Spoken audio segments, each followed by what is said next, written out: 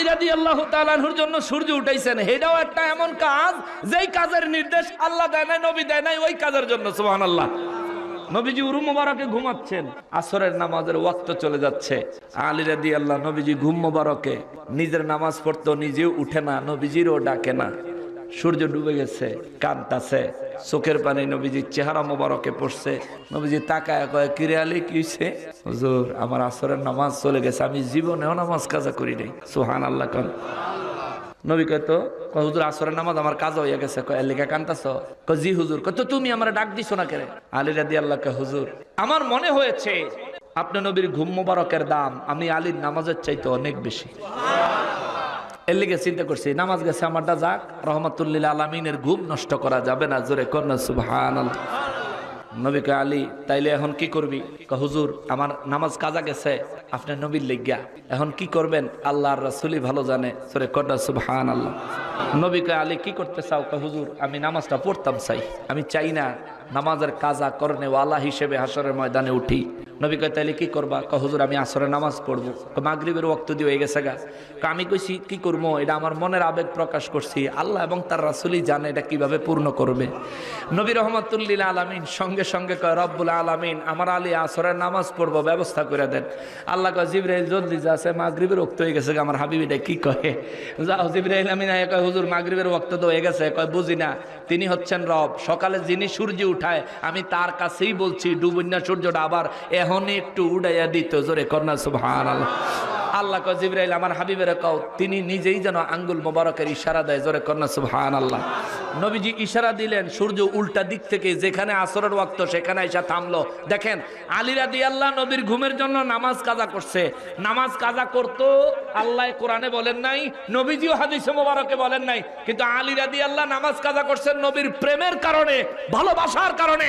ওইটা আমার আল্লাহ এমন ভাবে কবুল করছেন, ডুবন্ত সূর্য পুনরায় উঠাইয়া নামাজের ব্যবস্থা করে দিয়েছেন। এটাই হলো প্রেমের ফসল, ঠিক কিনা বলেন?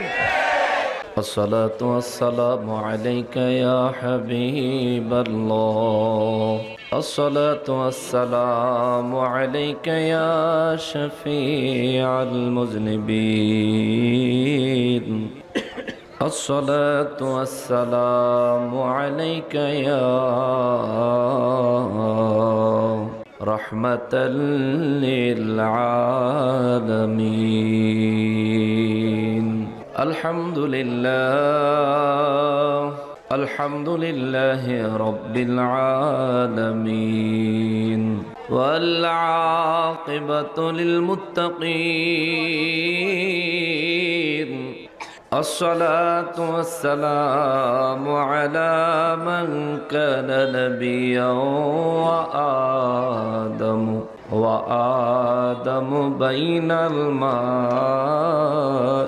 والطين، وعلى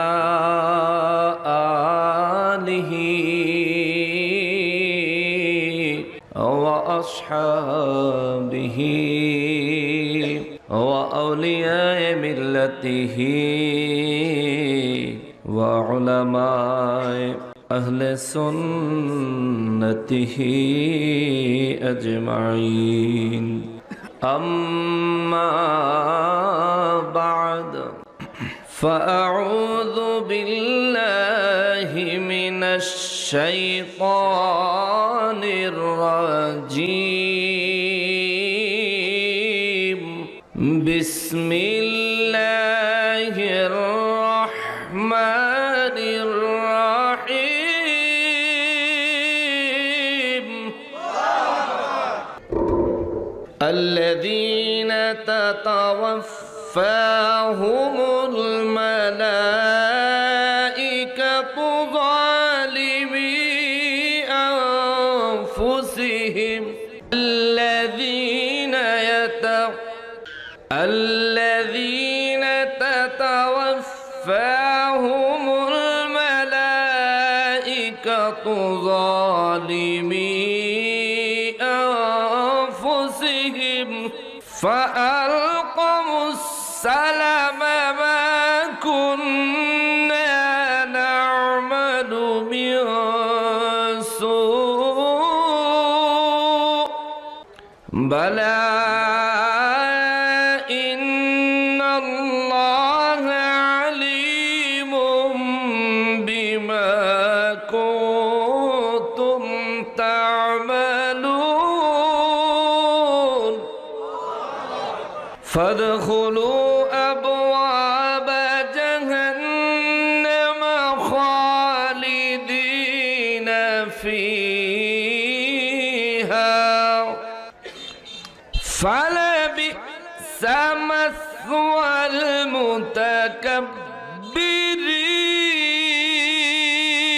المتكبرين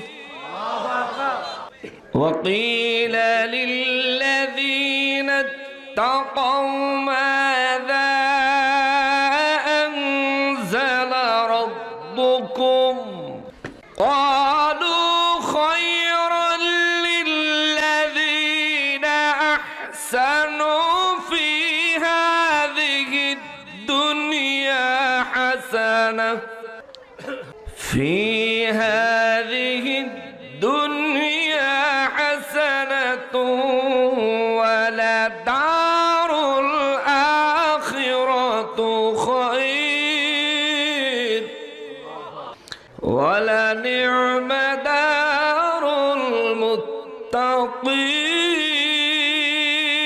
المتقين جنات عدن يدخلونها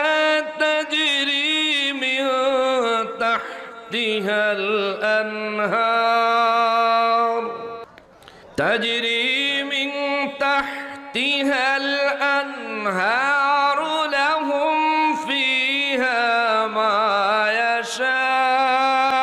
يشاءون كذلك يجزي الله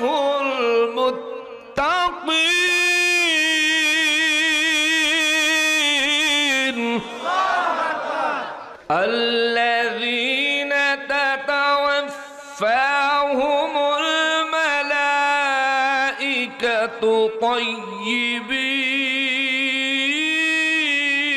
طيبين يقولون سلام عليكم ادخلوا الجنة بما كنتم تعملون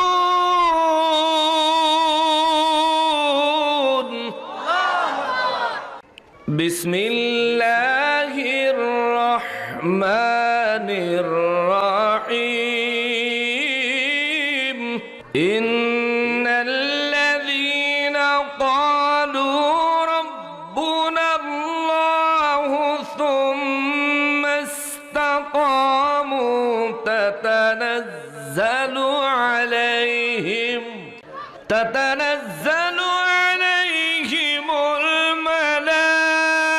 الملائكة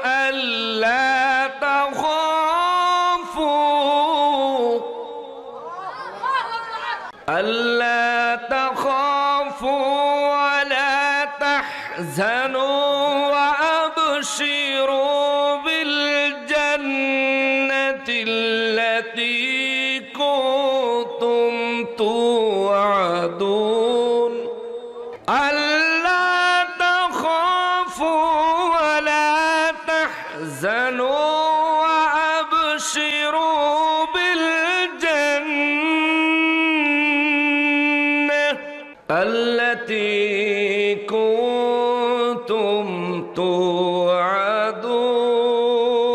توعدون نحن أولياؤكم في الحياة الدنيا وفي الآخرة ولكم فيها ما تشتهي أنفسكم ولكم فيها ما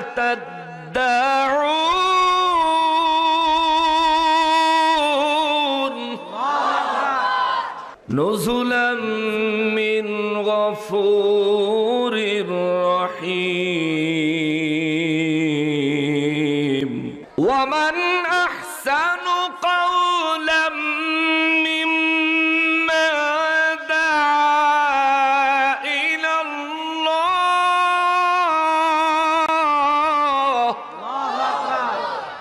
دعا إلى الله وعمل صالحا وقال إنني من المسلمين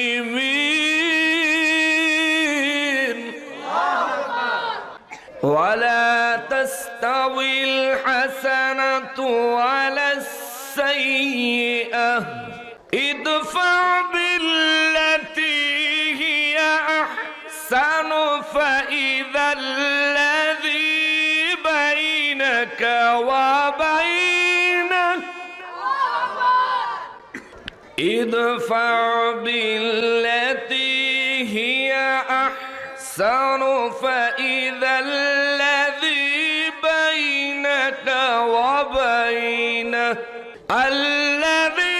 بينك وبينه عداوة كأنه ولي حميم وما يلقاها إلا الذين صبروا وما يلقاها إلا ذو حظ عظيم إن الله وملائكته يصلون على النبي يا أيها الذين آمنوا صلوا عليه وسلموا تسليما اللهم صل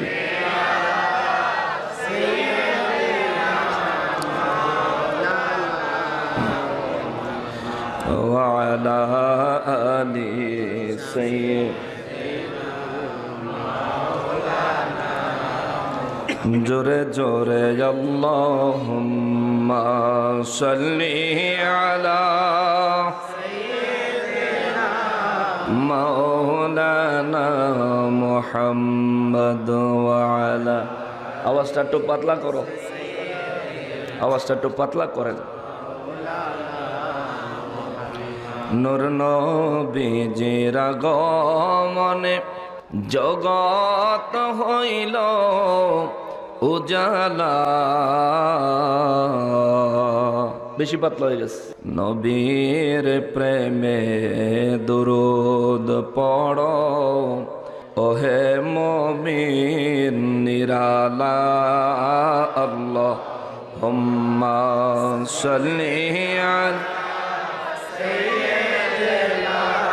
مولانا محمد وعلى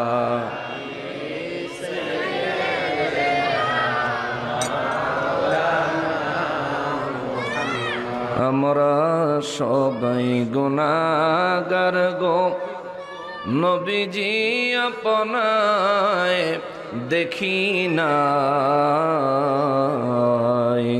রোজ হাসরে সেই কারণে আমাদেরকে ভুলেন না আল্লাহুম্মা সাল্লি আলা মাওলানা মুহাম্মদ ওয়া আলা সাইয়্যিদিনা তৌফিক দিও গো আল্লাহ গুনাহ হইতে বাঁচিবার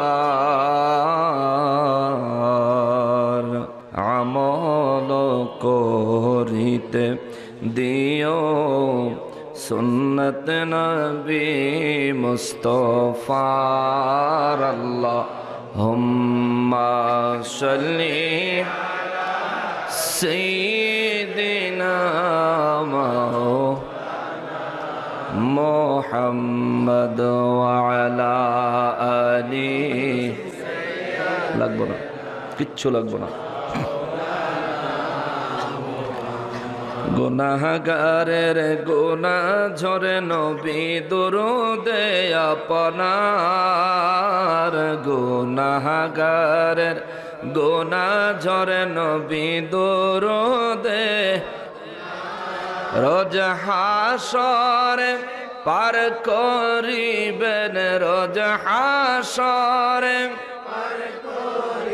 বেন উম্মত গুনাহগার নবীজি। আল্লাহ আল্লাহ লা ইলাহা হো আল্লাহ আল্লাহ।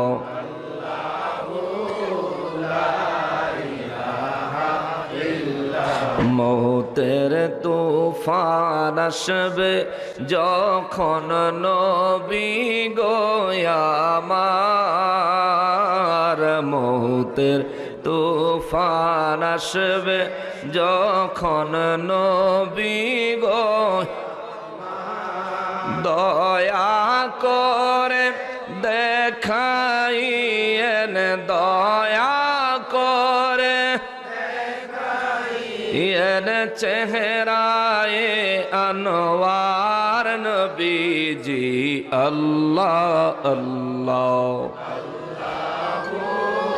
লা ইলাহা হো আল্লাহ আল্লাহ।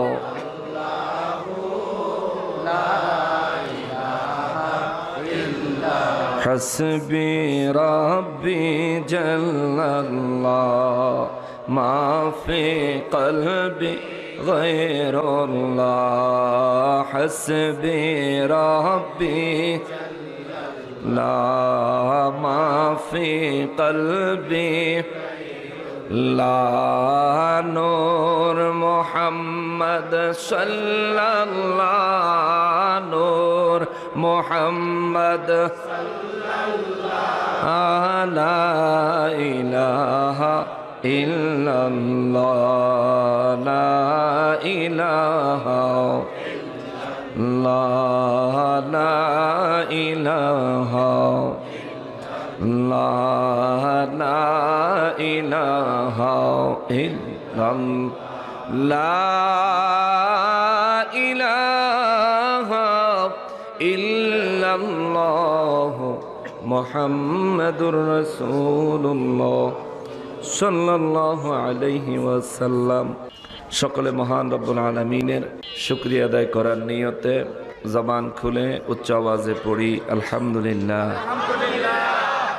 আরো একবার শুকরিয়া আদায় করব এই জন্যে যে পরওয়ারদিগারে আলম মেহেরবানি করে আজ 21শে ফেব্রুয়ারি 2025 সালের রোজ শুক্রবার দিবাগত রাতে আয়োজিত ঐতিহ্যবাহী নারায়ণগঞ্জ জেলাধীন নারায়ণগঞ্জ সদরে নারায়ণগঞ্জ বন্দর বালুর মাঠ এলাকায় নয়ানগর গ্রাম সংলগ্ন এলাকায় আয়োজিত পবিত্র ঈদ মিলাদুন্নবী সাল্লাল্লাহু আলাইহি ওয়াসাল্লাম উদযাপন উপলক্ষে এবং কবরবাসীদের রুহের মাগফিরাত কামনায় যুব সমাজ ও এলাকাবাসীর উদ্যোগে আয়োজিত নবমবারের মতো বার্ষিক ওয়াজ ও দোয়া মাহফিলে আমাদেরকে আসার, উপস্থিত হওয়ার এবং বসার যে সুযোগ, যে তৌফিক মহান রব্বুল আলামিন এনায়েত করেছেন, তার জন্য জবান খুলে উচ্চ আওয়াজে আরো একবার শুকরিয়া আদায় করি আলহামদুলিল্লাহ।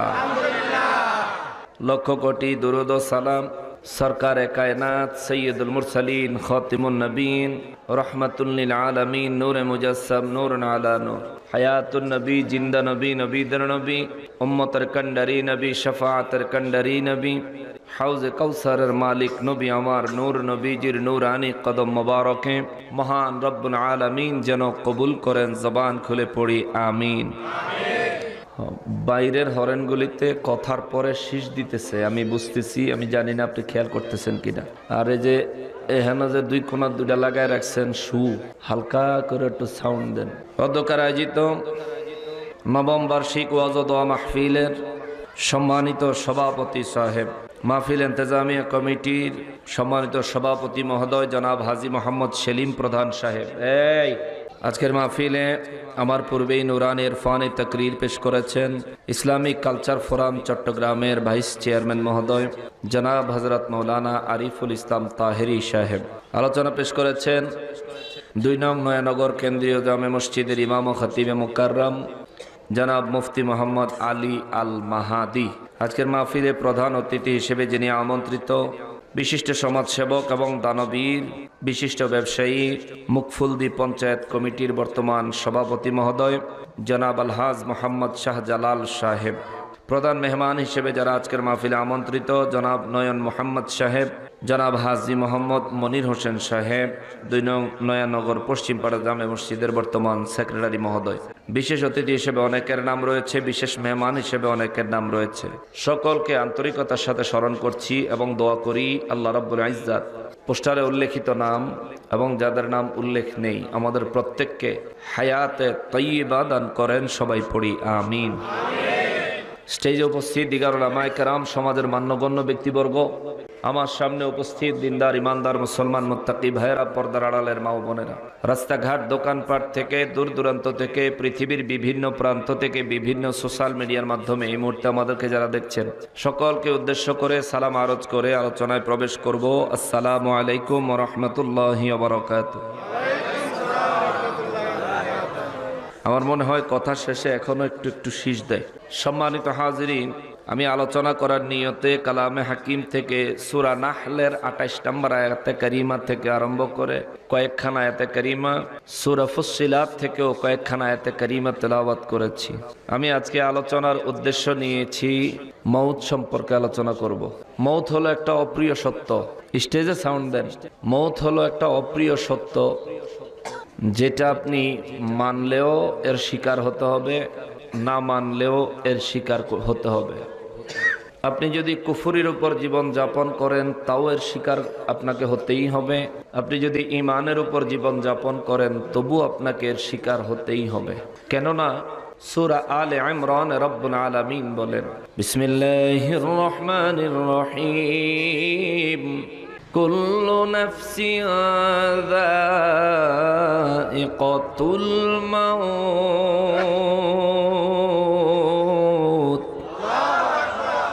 রব্বুল আলামিন বলেন, আমি রব্বুল আলামিন যতগুলো নফস বানাইছি, যতগুলো আত্মা বানাইছি, আত্মা বিশিষ্ট যত সৃষ্টি আমি আল্লাহ বানাইছি, সমস্ত আত্মা বিশিষ্ট সৃষ্টিকেই মৌতের স্বাদ গ্রহণ করা লাগবে, এটা আমি আল্লাহ অবধারিত করেছি। জোরে বলেন আল্লাহু আকবার। এই জন্যই দুনিয়ার মধ্যে রব্বুল আলামিনকে অস্বীকার করে রব নাই এমন বক্তব্য দিয়ে কুফরি করে, নাস্তিকতার প্রমাণ দেয়। রবকে মানে না কিন্তু মৃত্যুকে মানে, ঠিক কিনা বলেন? রব বিশ্বাস করে না কিন্তু মৌত বিশ্বাস করে, কেননা জানে মৌত মানলেও মরণ লাগবো, না মানলেও মরণ লাগবো।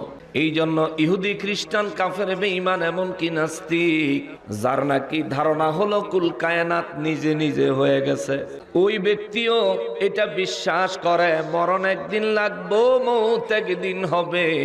আর আমরা মুসলমান হিসেবে আমরা ঈমান এনেছি আমাদের হায়াতের মালিককে, আমাদের মৌতের মালিককে। আমাদের মৌত ওই দিন হবে যেদিন আমাদের মৃত্যু নির্ধারণ করেছেন কে। বাজান সাইলেন্ট করে দিও।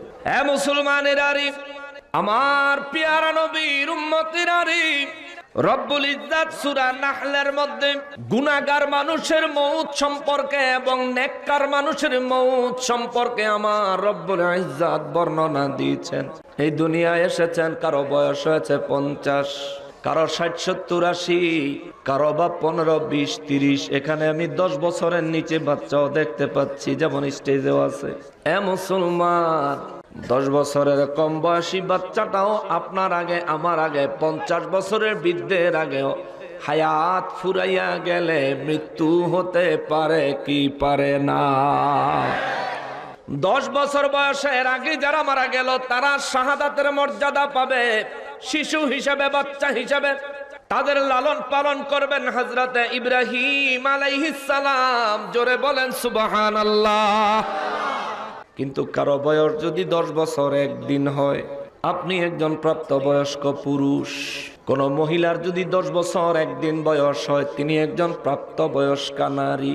এটা ইসলামের ফয়সালা, ইসলামের ফয়সালা, আল্লাহ এবং তার রাসূলের ফয়সালা।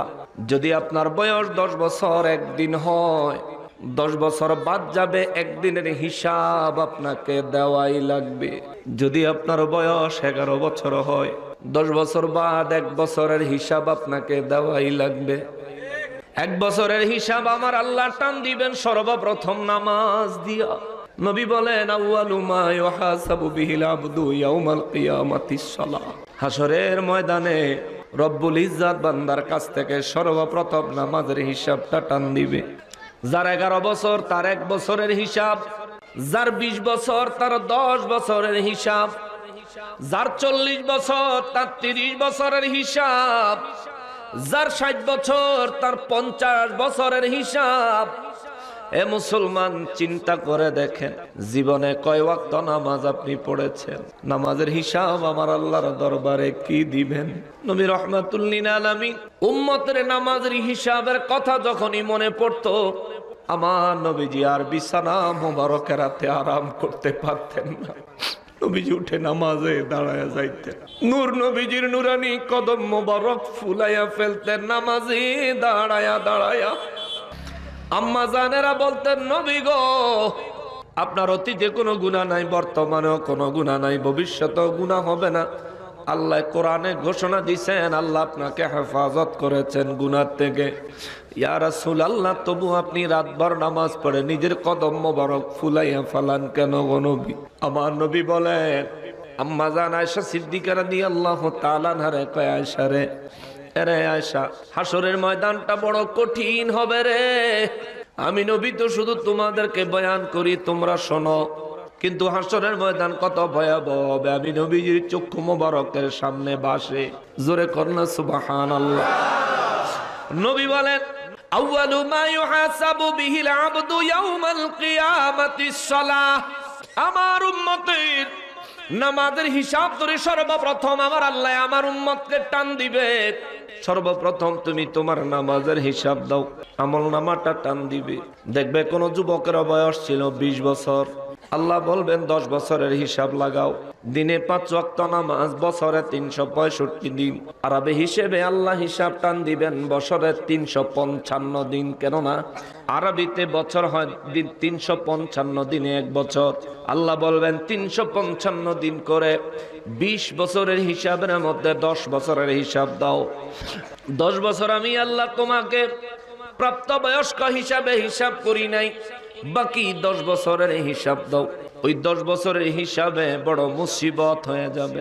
আমাদের দেশের অনেক যুবকেরা আছেন, আজকের এই মাহফিলে বহু যুবক উপস্থিত আছে, বয়স হয়তো 20 বছর, হয়তো 25 বছর। শুক্রবারে জুমার নামাজে ছাড়া আর কোন নামাজে বান্দাকে পাওয়া যায় না। কথা বলেন ঠিক কিনা? এখন অনেক যুবক এমন ডিজিটাল হয়েছে রে, শুক্রবারেও নামাজে যায় না, ঈদের দিন যায়। আসেনি? ও আমার যুবক ভাই রে, দুনিয়ায় আসা সিরিয়াল আছে রে ভাই, যাওয়ার কোনো সিরিয়াল নাই।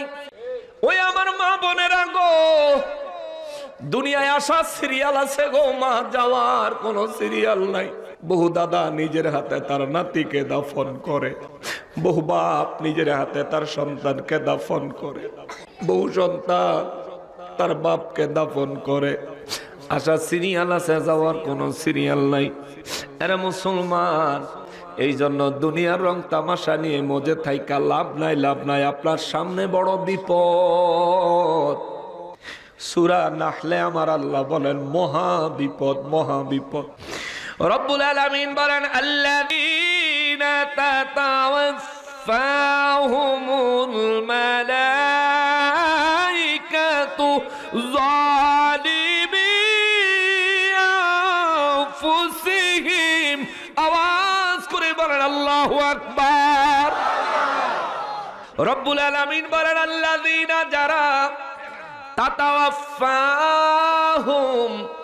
যাদের মৌত সন্নিকটে চলে আসে, যারা মৃত্যুর জন্য যাদের হায়াত শেষ হয়ে যায়, রব্বুল আলামিন বলেন আল মালাইকাতু, ফেরেশতারা তাদের কাছে আসে। মৃত্যুর ফেরেশতারা, মৌতের ফেরেশতারা ওই মানুষগুলার কাছে আসে যেই মানুষগুলা জালিমি আনফুসিহিম, নিজের নফসের উপর নিজে জুলুম করতে করতে জীবন অতিবাহিত করেছে। নিজের নফসের উপর জিন্দিগি কারে কয়? নিজের নফসের উপর জুলুমের জিন্দিগি কারে কয়? এ বাবা, একটা কথা শুনলে হয়তো মনে কষ্ট পাবেন, কিন্তু কষ্ট পাইলেও সত্যি কথা হইল এইটা, আমরা প্রত্যেকটা মানুষ এক একটা জালিম, এক একটা জালিম, এক একটা জালিম। বলবেন হুজুর আমি জীবনে কারো উপর জুলুম করি নাই। আরে বাবা, আল্লাহ কয় জালিমি নাফসি, যে নিজের নফসের উপর জুলুম করে, নিজেকে গুনার ভিতরে নিমজ্জিত রাখে, নিজেকে গুনাহের ভিতরে ডুবাইয়া রাখে, ওই ব্যক্তি নিজের নফসের উপর জুলুমকারী, ওই ব্যক্তি নিজের উপর নিজে জুলুমকারী। আল্লাহর এই ঘোষণা মোতাবেক আমরা প্রত্যেকটা মানুষ জালিম। আল্লাহ আমাদেরকে জুলুমের থেকে হেফাজত করো, মুমিন হিসেবে কবুল করো, জোরে বলেন আমিন। আমার যুবক ভাইয়েরা রে, যারা নামাজে যাও না, নামাজ পড়ো না, আখিরাতের চিন্তা করো না, পরকালের চিন্তা করো না, মরতে হবে এটা তোমার মনেই নাই, মরতে হবে এটা তোমার জ্ঞানে নাই, এটা তোমার ধ্যানে নাই। অথচ মায়ের গর্ভে আসার পরে ডাক্তার একটা সময় দেয়, অমুক মাসের এত তারিখ, এক সপ্তাহ আগে পরে সন্তান ভূমিষ্ঠ হবে। ভূমিষ্ঠ হওয়ার পরে ডাক্তার একটা সার্টিফিকেট দিতে পারে না এই সন্তানটা এতদিন বাঁচবে, 1 বছর কম বেশি দিতে পারে? দিতে পারে?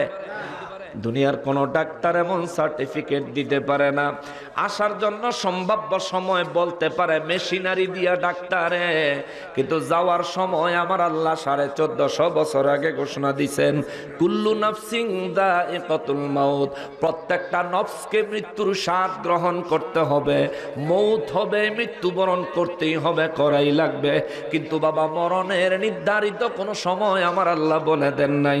আল্লাহ পাক কুরআনুল কারীমে আর এক জায়গায় কয়, মানুষের মৌত তার ঘাড়ের সাহা রগের চাইতে আরো নিকটে, জোরে বলেন আল্লাহু আকবার। কেউ যদি আপনার মাথায় বন্দুক ধরে, তখন দুনিয়ার কোন চিন্তা আপনার অন্তরে কাজ করবে? করব? মাথায় বন্দুক ধরেছে, চিন্তা করেন মৌত বড় কাছে, বন্দুকের কি বলে এটা রে, টিগার, বন্দুকের টিগারটা চেপে দিলেই এখন আমার ভবলীলা সাঙ্গ হয়ে যাবে। এই ভয়ে আপনার তখন দুনিয়ার চিন্তা ভাবনা সব দূর হয়ে যায়। কিভাবে বাঁচবেন এই চিন্তায় আপনার জ্ঞান পাগল পারা হয়ে যায়। কিন্তু আপনি জানেন না, দুনিয়ার মানুষ লোহার নলওয়ালা বন্দুক মাথায় ঠেকাইলে আপনার মাথা ঠিক থাকে না। আপনার জন্য রব্বুল ইজ্জত কুদরতের মৃত্যুর নল আপনার ঘাড়ের শাহরগের চাইতে আরো কাছে ঠেকাইয়া রাখছে। যখন ইচ্ছা হবে তখন টান দিবে।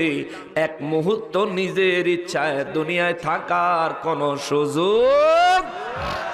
এই জন্য বলি বাবা, জালিম হয়েন না। এই জন্য বলি বাবা, দুনিয়ার প্রতি উদার হয়েন না। নিজের জন্য নিজে একটু স্বার্থপর হন।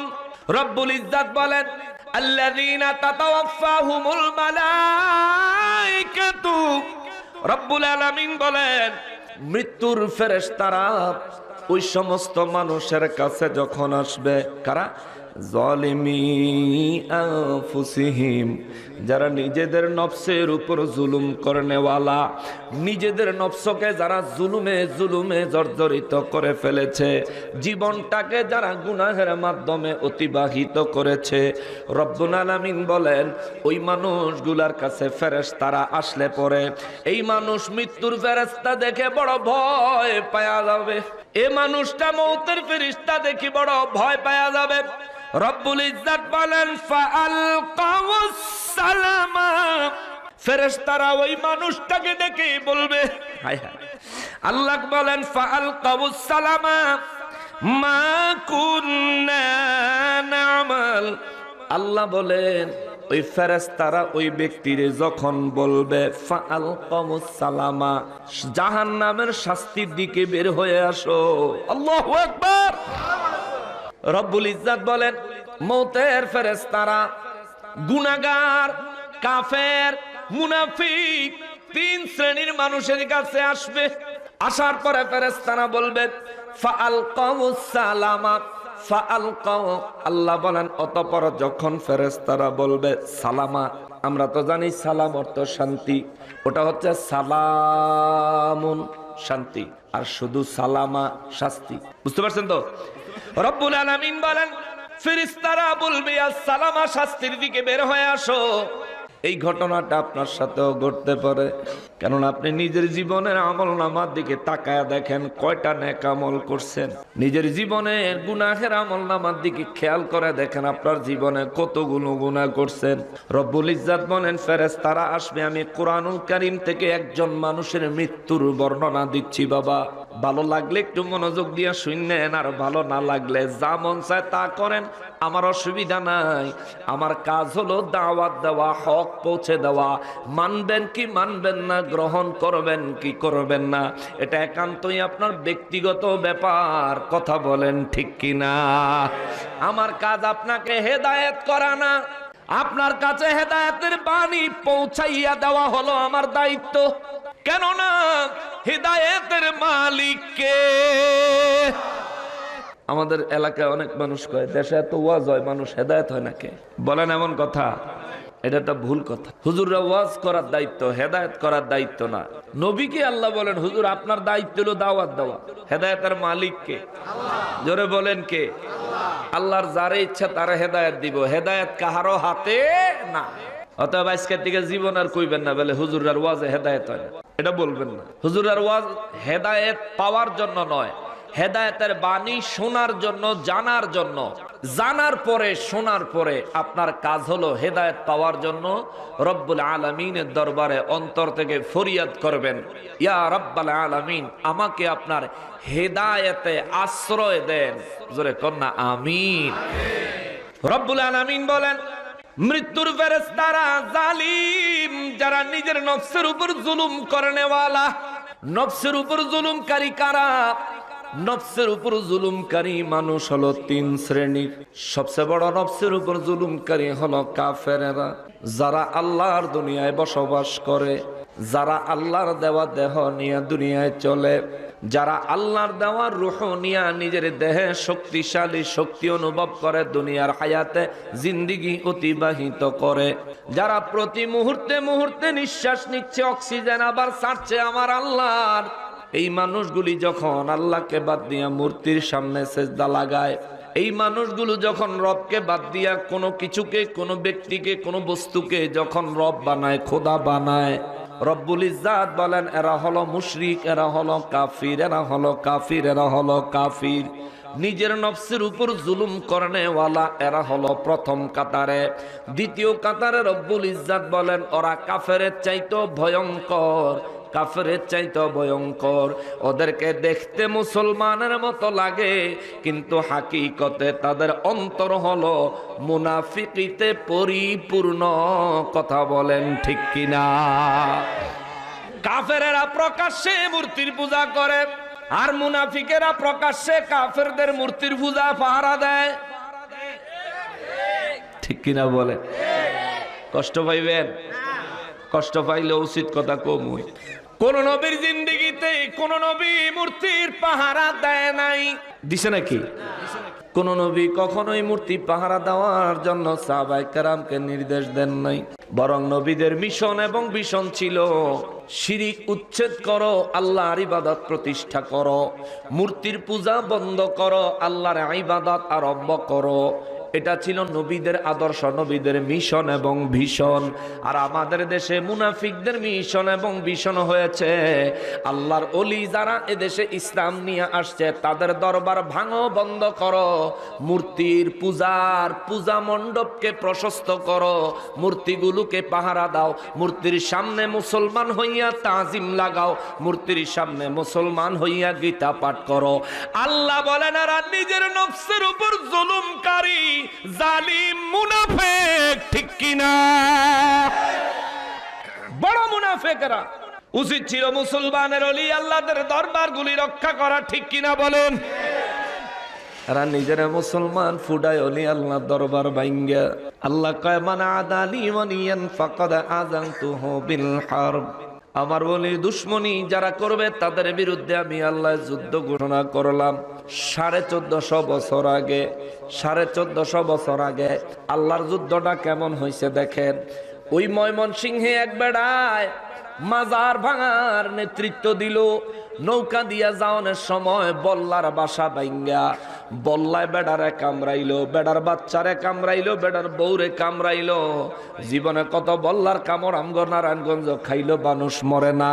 আর হেতারা পরিবারের সব মানুষ বল্লার কামড় খায়া মহিরা শেষ হয়ে গেছে। এই জেহাদ কে করে? এই যুদ্ধ কে করে? নমরুদের জন্য মশা পাঠাইছে, ফিরাউনের জন্য নীল নদের পানি পাঠাইছে, মাজারে হামলাকারীদের জন্য আল্লাহ বল্লা পাঠাইছে, ঠিক কিনা? নারে তাকবীর, নারে রিসালাত, আহলে সুন্নাত ওয়াল জামাত, আল্লামা হাসানুর রহমান হুসাইনি সাহেব জিন্দাবাদ, জিন্দাবাদ। ওরা কোরআন পড়ে না, কোরআন পড়ে না, কোরআন পড়ে না, বরঞ্চ কোরআন শরীফের হাতের মধ্যে লইয়া বস্তুর মতো নাড়ায় আর কয় কোরআনের আইন বাস্তবায়ন হবে। কোরআনের আইন তুমি কেমনে বাস্তবায়ন করবা? কোরআনুল কারীম বলে মন্দের প্রতিশোধ নিতে হবে ভালো দিয়া। সুবহানাল্লাহ। মানে কেউ যদি খারাপ কিছু করে তাহলে তার প্রতিশোধ নিতে হইব ভালো কিছু দিয়া। এর বিনিময় কি হবে? আল্লাহ বলেন এর বিনিময় তোমার শত্রু তোমার অন্তরঙ্গ বন্ধু হয়ে যাবে। সুবহানাল্লাহ। এটা কোরআনের কথা। আমি আসতেছি সামনে, যদি সুযোগ পাই ইনশাআল্লাহ। কথা বলতে খুব কষ্ট হইতেছে, সাউন্ডের অবস্থা একটু ভালো না। রব্বুল আলামিন বলেন আল্লাযীনা তাতাওয়াফাহুমুল মালাইকাতু যালিমি আনফুসিহিম।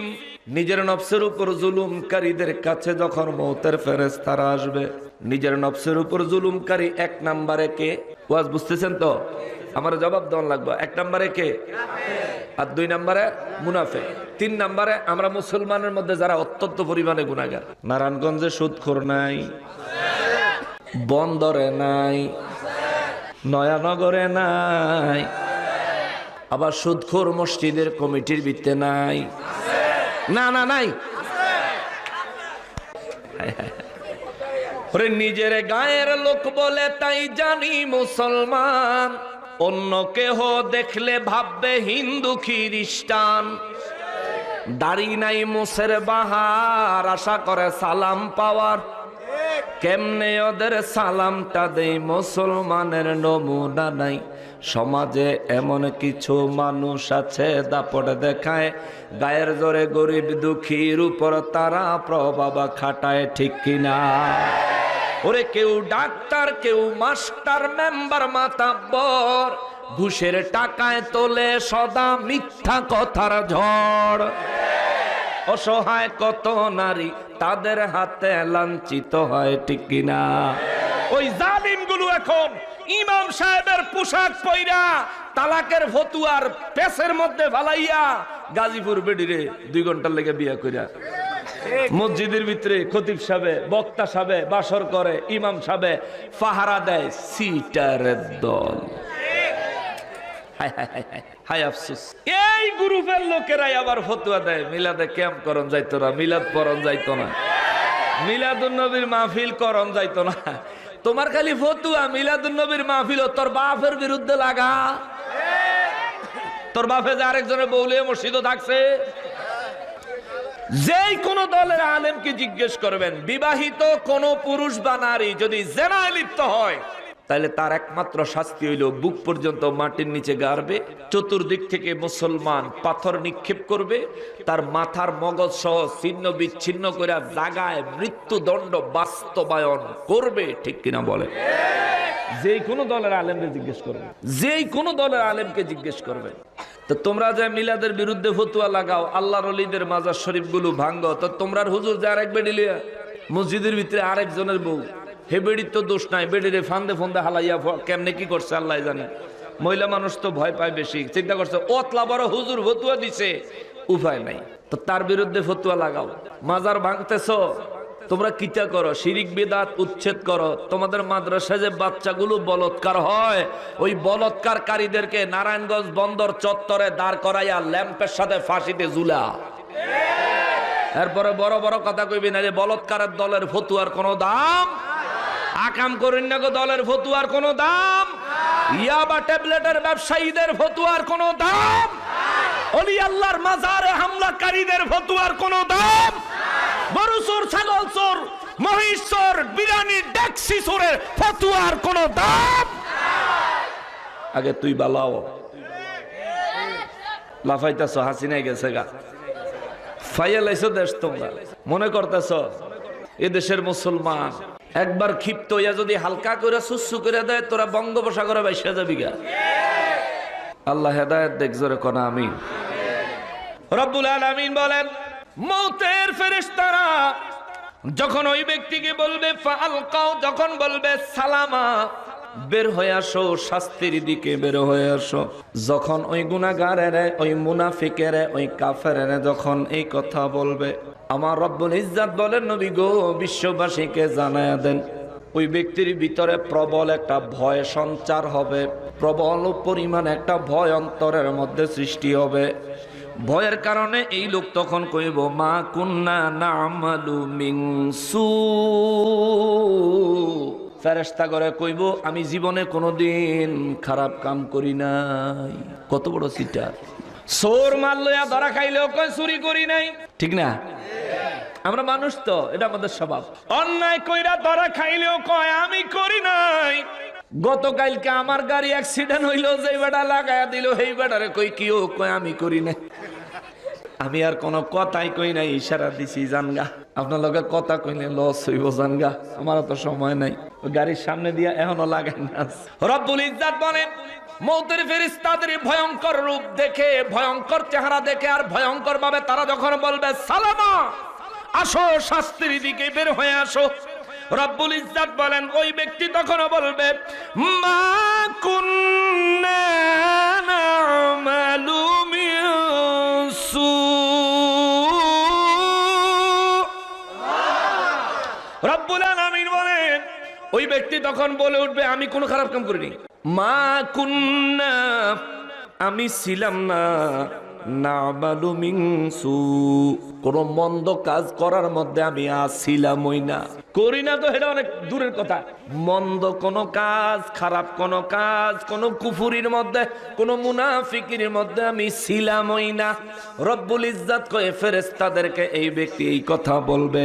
আমরা যদি মানুষ হই, কোন মানুষ যদি অন্যায় করে, ওই মানুষটারে যদি জিজ্ঞাসা করতাম যাই বেলে, আসো তোমার বিচার হবে, হ্যাঁ যদি কয় বেলে আমি এই অপরাধে ছিলামই না, এই ধরনের কামই করি নাই, তাহলে আমাদের কাজ হবে কি? আমরা তার লগে তর্ক লাগিয়া যামু, এবড়া তুমি যদি এই কাম না করো তাইলে বিচার ডাক দিছে কেন? তুমি যদি এই কাম না করো এই বেটা অভিযোগ দিছে কেন? তুমি যে এই কাম করছো তার সাক্ষী আছে, আইও আইও আইও, ঠিক কিনা বলেন? এটা হইলো আমাদের মানুষের স্বভাব। কিন্তু রব্বুল ইজ্জত বলেন, মওতের ফেরেশতারা ভয়ঙ্কর ফেরেশতা, ওই ভয়ঙ্কর ফেরেশতারা তখন ওই ব্যক্তির জবাব দিব, বালা। সুবহানাল্লাহ কর, বালা। ফেরেশতারা কইব বালা। বালার মানে হলো খুব বালা কথা। আমি জীবনে কোনো অন্যায় কাজে, গুনাহের কাজে ছিলাম না, মুনাফিকিতে মুশরিকিতে ছিলাম না। তখন ফেরেশতায় কইব বালা, হ ঠিক আছে, অসুবিধা নাই। ইন্নাল্লাহ আলিমুম বিমা কুনতুম তা'মালুন।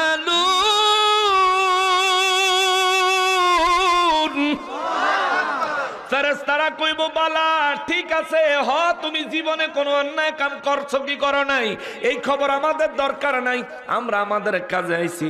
ইন্নাল্লাহ আলিমুন, নিশ্চয় নিশ্চয় আল্লাহ সব জানে। সুবহানাল্লাহ। সব জানে কে? জোরে বলেন, সব জানে কে? আর জোরে বলেন না, সব জানে কে? আল্লাহ কয় বিমা কুনতুম তা'মালুন। ফেরেশতারা কইব তুমি তোমার জীবনে কি আমল করছো সব আমার আল্লাহ জানে। কেমন জানা? জানে রে। ও মুসলমান, জানারও তো কতগুলি কৌশল আছে, সিস্টেম আছে। যেমন আগামীকাল আজকের মাহফিলের কথা যদি কোনো ব্যক্তি শোনে, সেও জানলো। আপনি আজকে উপস্থিত থাকলেন, আপনিও জানলেন। আমার রব্বুল ইজ্জাত জানেন কেমন জানা, দেখেন রব্বুল ইজ্জাত বলেন, যা কেউ দেখে না তা দেখেন কি?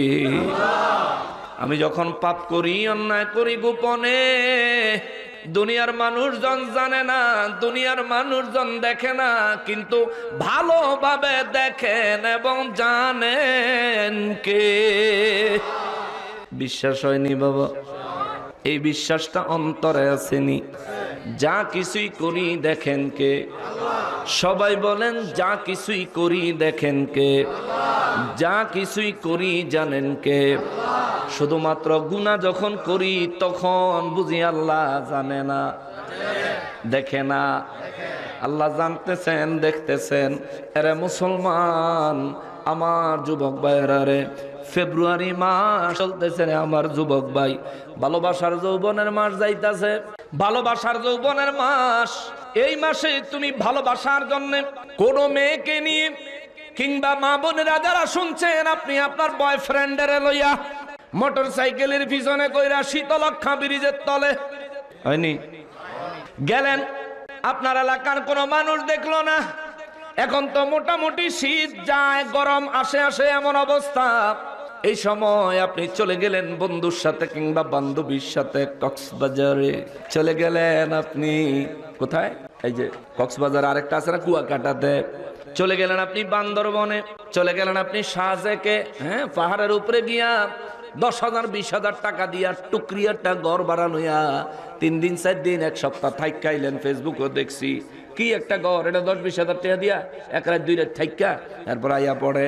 এই যে ঘুরে আইলেন ভাই, আপনার বাবা জানে না, এ আমার বোন, এই যে ঘুরে আসলেন, হয়তো আপনার মা জানে না, বাবা জানে না, আপনার পরিচিত আত্মীয়জন কেউ জানে না রে।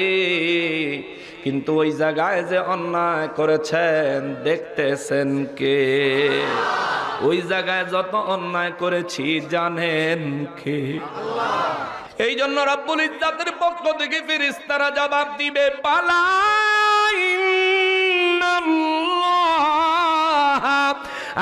আলিম।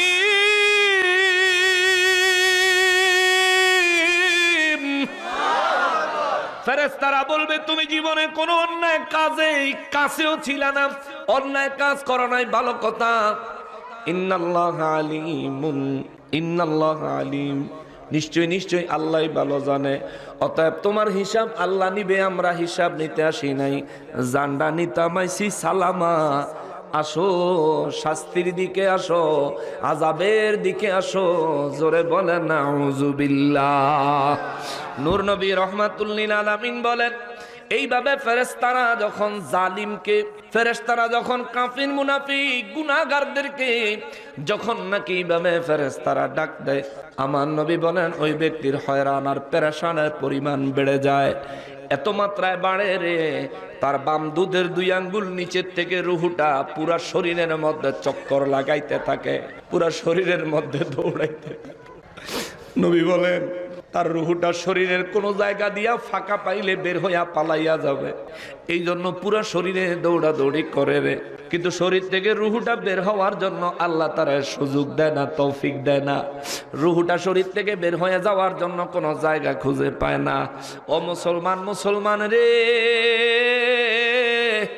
আমার নবী বলেন, শরহুস সুদূর কিতাবে ইমাম জালালউদ্দিন সুয়ুতী রাহমাতুল্লাহি আলাইহি লেখে, আমার নবী বলেন শরীরের রুহটা যখন শরীরের ভিতরে চতুর্দিকে দৌড়াদৌড়ি আরম্ভ করে রে, আমার নবী বলেন ফেরেশতারা তখন তার পায়ের কনিষ্ঠাঙ্গুলির নখের আঘাত থেকে ফেরেশতারা টিপা আরম্ভ করে, টিপতে থাকে, টিপতে টিপতে টিপতে টিপতে উপরের দিকে ওঠে। নবী বলেন ফেরেশতারা তার শরীরে যে জায়গায় একটা টিপ দেয়, ওই জায়গায় কিয়ামতের আগে আর কোনো দিন বোধ আসবে না, একেবারে বেবোধ হয়ে যায়, প্যারালাইজড হয়ে যায়।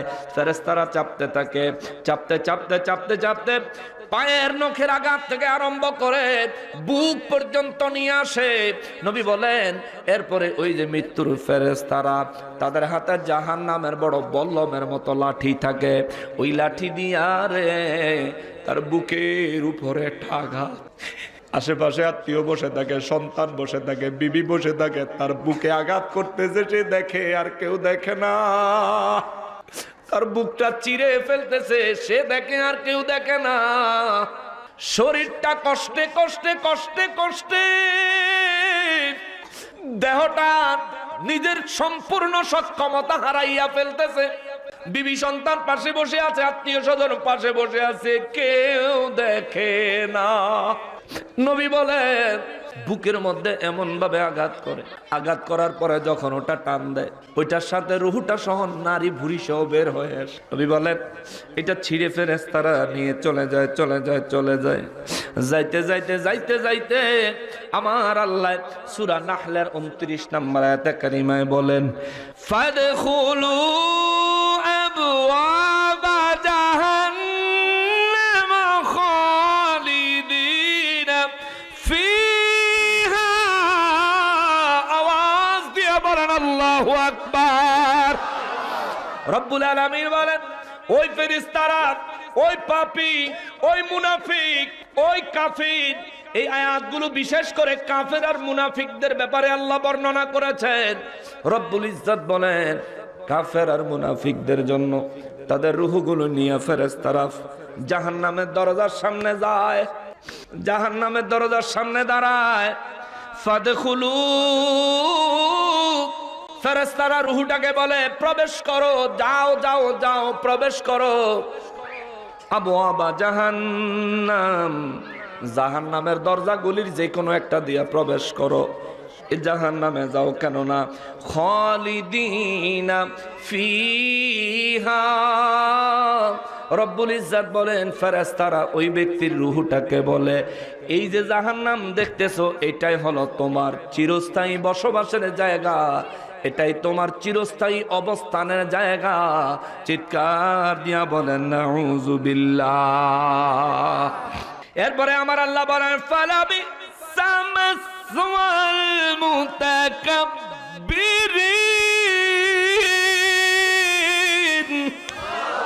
রব্বুল আলামিন বলেন কতই না বাজে অবস্থা, কতই না নিকৃষ্ট অবস্থা। আল্লাহ রাব্বুল ইজ্জত বলেন ওই অহংকারীদের অবস্থা কতই না নিকৃষ্ট, যে সমস্ত অহংকারীরা কাফের হয়েছে, মূর্তির সঙ্গে পূজার সম্পর্ক, ইবাদতের সম্পর্ক করেছে, মূর্তিকে রব বানাইছে, মূর্তিকে রব হিসাবে মেনে নিয়েছে। আমি রব্বুল ইজ্জতের ইবাদত করে নাই, আমি রব্বুল ইজ্জতের কুদরতের কদমে সেজদা লাগায় নাই। কি হইছে না ও মিয়াশা, কি লিগা লোক ইয়া করতেছে?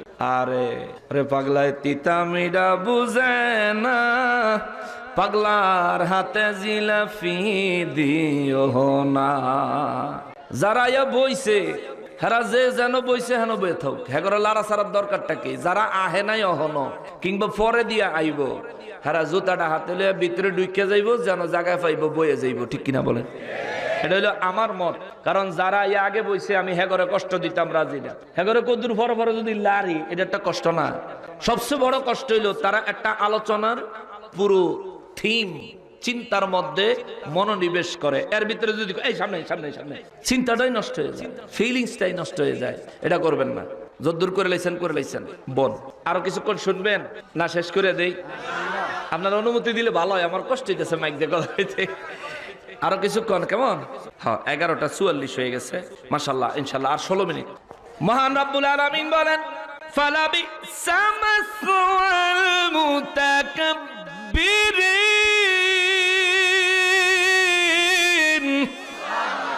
রব্বুল আলামিন বলেন কতই না নিকৃষ্ট আবাসস্থল ওই অহংকারীদের, ওই অহংকারীদের।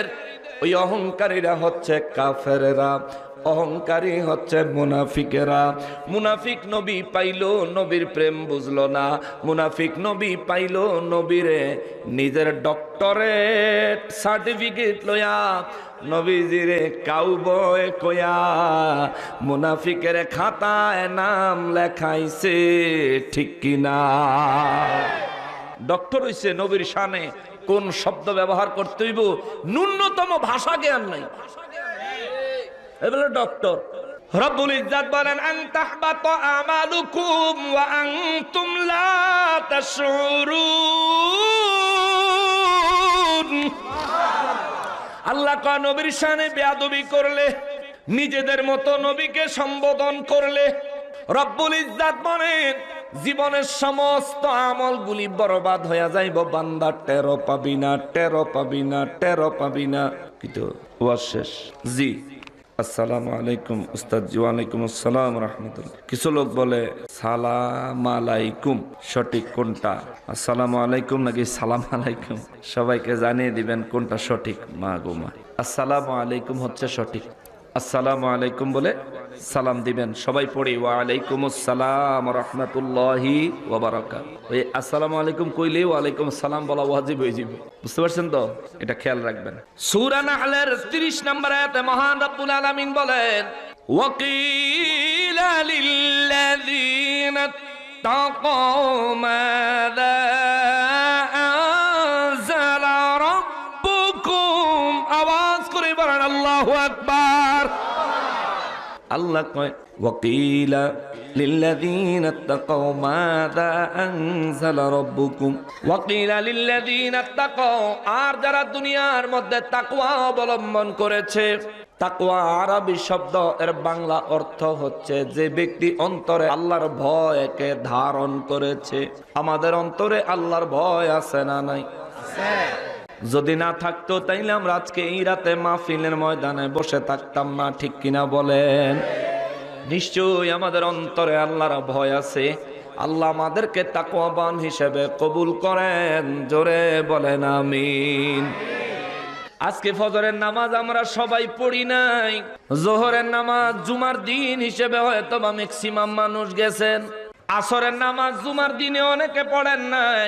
মাগরিবের নামাজ আজকে অনেকেই পড়েন নাই। এশার নামাজ পড়তেন না, পাকা নিয়ত করে ফেলাইছেন। এমন মানুষ আছে না নাই? মাহফিলে আসছি প্রমাণ হইল আমি আল্লাহকে ভয় করি।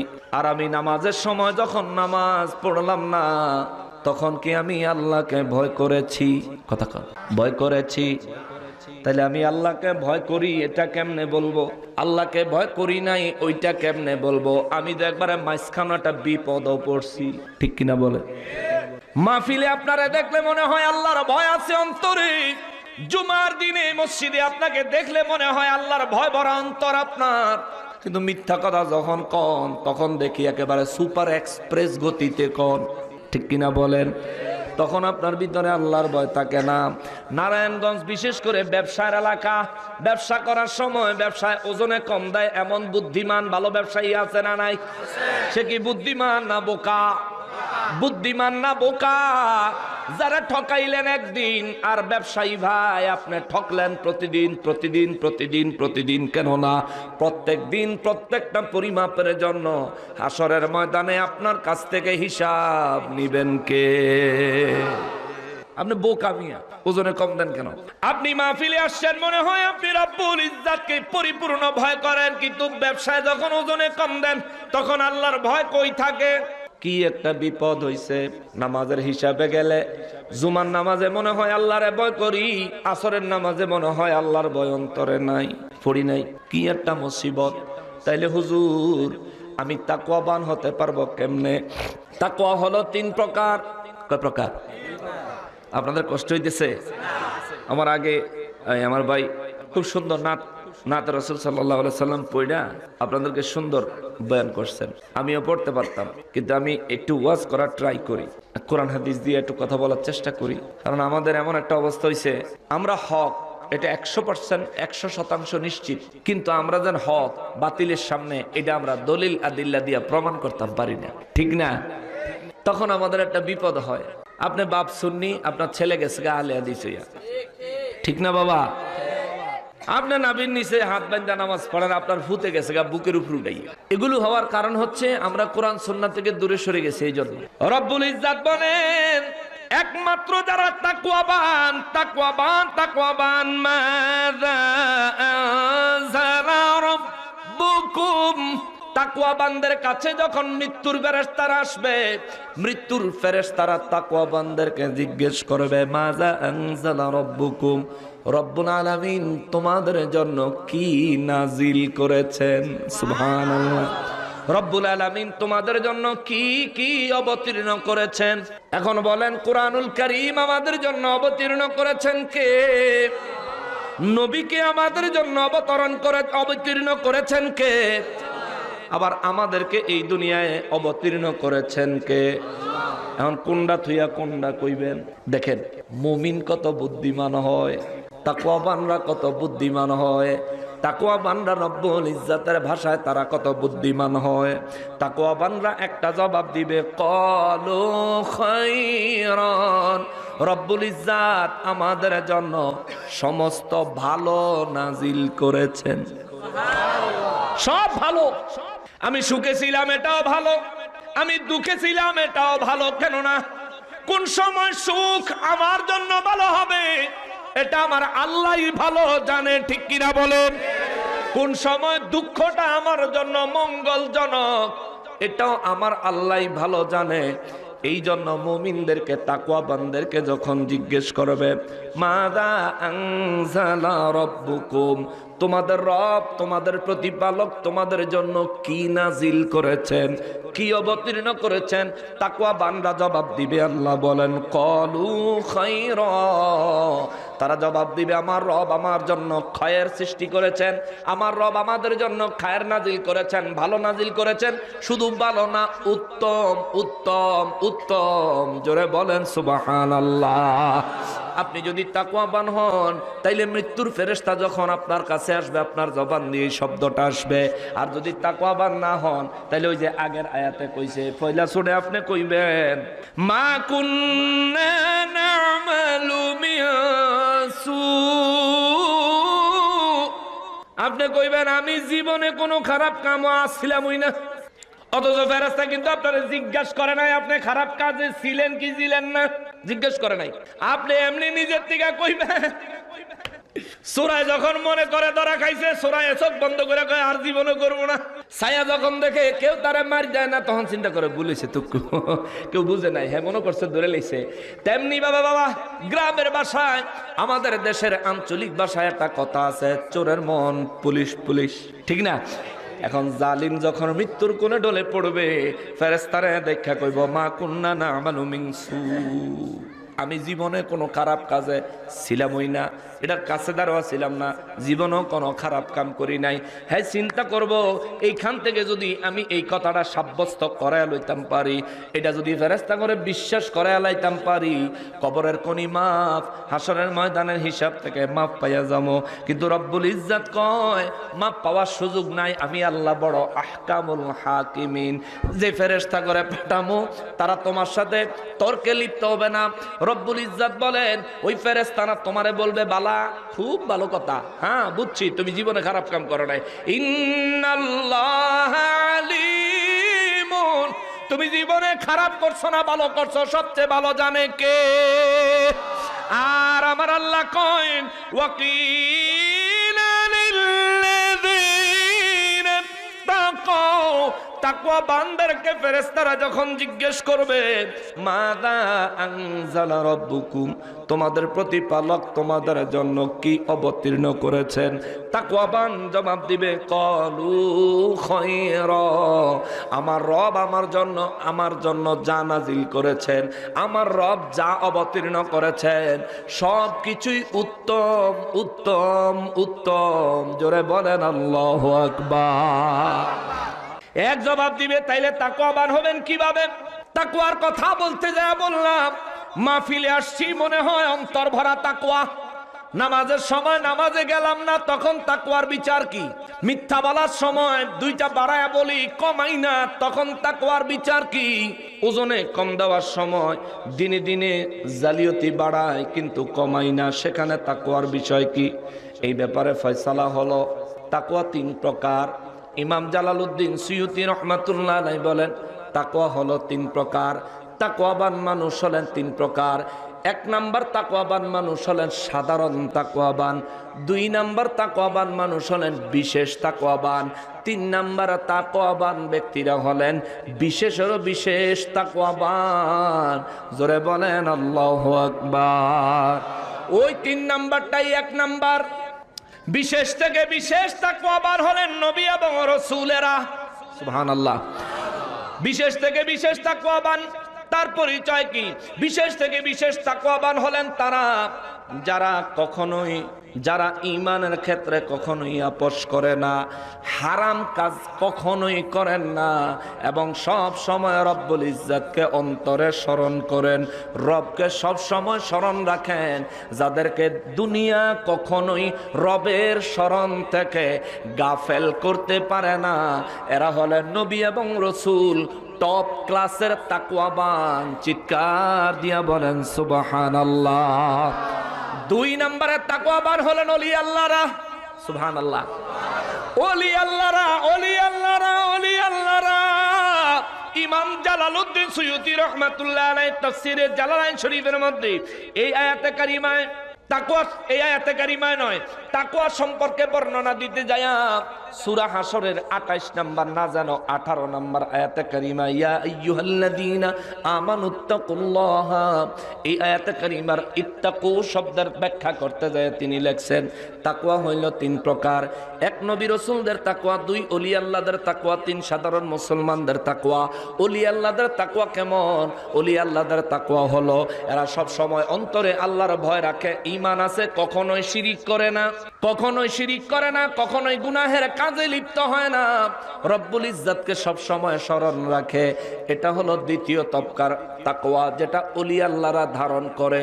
আর 3 নম্বরে সাধারণ তাকওয়া হলো ওই সমস্ত ঈমানদার যাদের ঈমান আছে, শিরিক করে না কিন্তু গুনাহ করে, শিরিক করে না কিন্তু গুনাহ করে। যেমন আমরা আল্লাহকে ভয় করি, মাহফিলে আসি, আল্লাহকে ভয় করি, কবরের কথা, হাসরের কথা, আল্লাহ পাকের পাকড়াওয়ের কথা শুনলে চোখের পানি ছেড়ে জর্জর করে কাঁদি, কিন্তু আবার আমরা গুনাহ করি। কিন্তু আলহামদুলিল্লাহ আমরা শিরিক করি, আমরা শিরিক করি, কখনোই শিরিক করি না। আলহামদুলিল্লাহ, আলহামদুলিল্লাহ, আলহামদুলিল্লাহ, আল্লাহু আকবার। তাকওয়া হলো 3 প্রকার। আমাদের তাকওয়া হলো সাধারণ তাকওয়া। এখন এটারে ইচ্ছা করলে আপডেট করা যায়। নবুয়তের দরজা বন্ধ, ওলি আল্লাহদের দরজা খোলা। নবুয়তের দরজা বন্ধ, বেলায়েতের দরজা খোলা। আপনি সাধারণ মুসলমান থেকে ইচ্ছা করলে বেলায়েতের দরজায়, ওলি আল্লাহর দরজায় পৌঁছাইতে পারেন। সেখানে গেলে আপনার দ্বারা শিরিকও হবে না, আপনার থেকে কখনোই আল্লাহর ইবাদত ছুটে যাবে না, আপনার অন্তর কখনোই রব্বুল ইজ্জতকে ভুলে যাবে না। এই তাকওয়াবান হইলে আল্লাহ কয় ফেরেশতারা তাকওয়াবান অর্থাৎ ওলি আল্লাহদেরকে জিজ্ঞেস করে, মাজা আনজালা রব্বুকুম, তোমাদের প্রতিপালক তোমাদের জন্য কি পাঠাইছেন ও মুসলমান?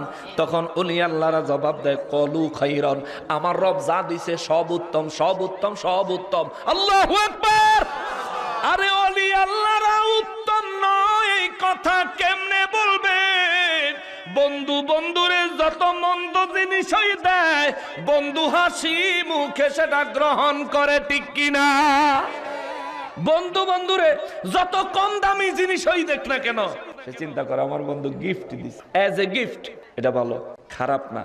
কেউ যদি কয় ইসি এটা কি দিছে, আমার বন্ধু এটা উপহার দিছে আমারে। উপহারের জিনিস মূল্য দিয়ে, টাকা দিয়ে হিসাব করা যায় না, উপহারটাই মর্যাদাবান। কথা কন ঠিক কিনা? দুনিয়ার বন্ধু দুনিয়ার বন্ধুর জন্য এমন, আর ওলি আল্লাহরা ওলিউল্লাহ, বন্ধু কার? কার? কার? আল্লাহর বন্ধু। আল্লাহ যা দিছে আল্লাহর বন্ধু কইব, কালু খায়রান, আমার রব আমাদেরকে যা দিয়েছেন সব উত্তম, সব ভালো, সব ভালো, সব ভালো। এইবার আমার আল্লাহ কয়, লিল্লাযীনা আহসানু ফি হাযিহিদ দুনিয়া হাসানাতুন ওয়া লাদারুল আখিরাতি খায়রুন ওয়া লানি'মা দারুল মুত্তাকিন।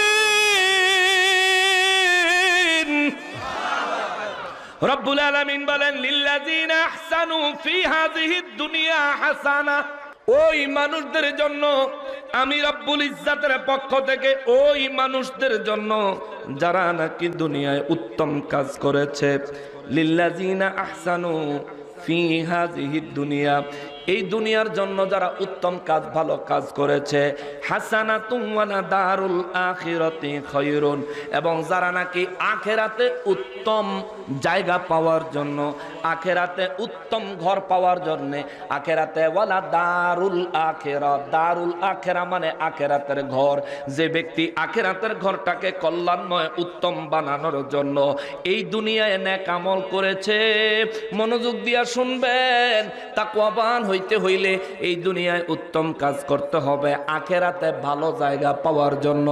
এখন হয়তো চিন্তা করবেন এই দুনিয়ার হিসাবটা কি?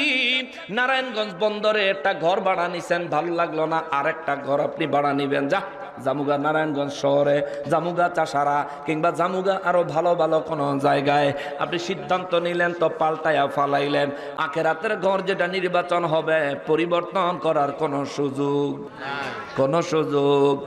এই জন্য আল্লাহ কয় লিল্লাযিনা আহসানু ফি হাযিহিদ দুনিয়া, এই দুনিয়াতে যারা নেক আমল করে রে, উত্তম কাজ এই দুনিয়ার মধ্যে যারা করে, লিল্লাযিনা, রব্বুল ইজ্জাত বলেন যারা দুনিয়ার মধ্যে নেক আমল করে, হাসানাতুন ওয়ালা দারুল আখিরাতি খায়র, আখিরাতে উত্তম ঘর নির্বাচন করার জন্য, উত্তম ঘর পাওয়ার জন্য, ওয়ালা নি'মা দারুল মুত্তাকিন,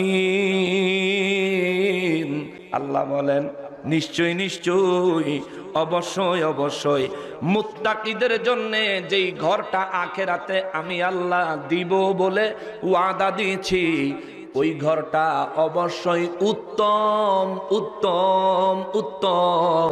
আওয়াজ করে বলেন সুবহানাল্লাহ। ওলি আল্লাহদেরকে উত্তম ঘর দান করবেন কে? জোরে বলতে হবে কে? আল্লাহ রাব্বুল ইজ্জাত উত্তম ঘর দান করবেন। এইবার আসেন দুনিয়া বুঝাই। একটু আগে আমার যেই ঘরে রাখছে বড় সুন্দর একটা ঘর, এই নারায়ণগঞ্জে যদি আপনার থাকার কোনো জায়গা না থাকে, কোন একজন বাড়িওয়ালার সাথে যদি আপনার সম্পর্ক ভালো থাকে, নারায়ণগঞ্জে আসছেন, ফোন দিলেন, আসসালামু আলাইকুম ভাইয়া কিংবা বন্ধু, কিংবা ও আমার প্রিয় ভাই আমি তো নারায়ণগঞ্জে আসছি কইলেন, বললে আপনার বন্ধু জানে নারায়ণগঞ্জে আপনার থাকার কোনো জায়গা নাই। থাকার জায়গা থাকুক বা না থাকুক, সর্বপ্রথম কইব, আরে দোস্ত, ওরে বন্ধু, নারায়ণগঞ্জে আইছো, আগে আমার বাসায় আইবা, আগে আমার বাসায় আইবা। আরে দোস্ত সবে মাত্র আইলাম গ্রামের থেকে, তাতে কি হইছে, তুই কই যাবি? আগে আমার বাসায় আইবি, আমার বাসায় হাত মুখ ধুবি, আমার বাসায় এসে তুই ফ্রেশ হবি, আরাম করবি, তুই খাবার দাবার খাবি, তারপরে শুনমু কিল্লি গাইছত, পরে হিসাব পরে দেখা যাইব। দুনিয়ার বাড়ি আল্লাহর সাথে সম্পর্ক থাকলে ঘর ভাড়া লাগে না, খাবারের পয়সা লাগে না, পয়সার বিনিময় দিয়া সম্পর্ক তৈয়ার করা লাগে না। দুনিয়ার বাড়ি আল্লাহর সাথে সম্পর্ক ভালো থাকলে আপনি থাকাও পাবেন, খাওয়াও পাবেন, মেহমানদারি পাবেন, ভালোবাসাও পাবেন।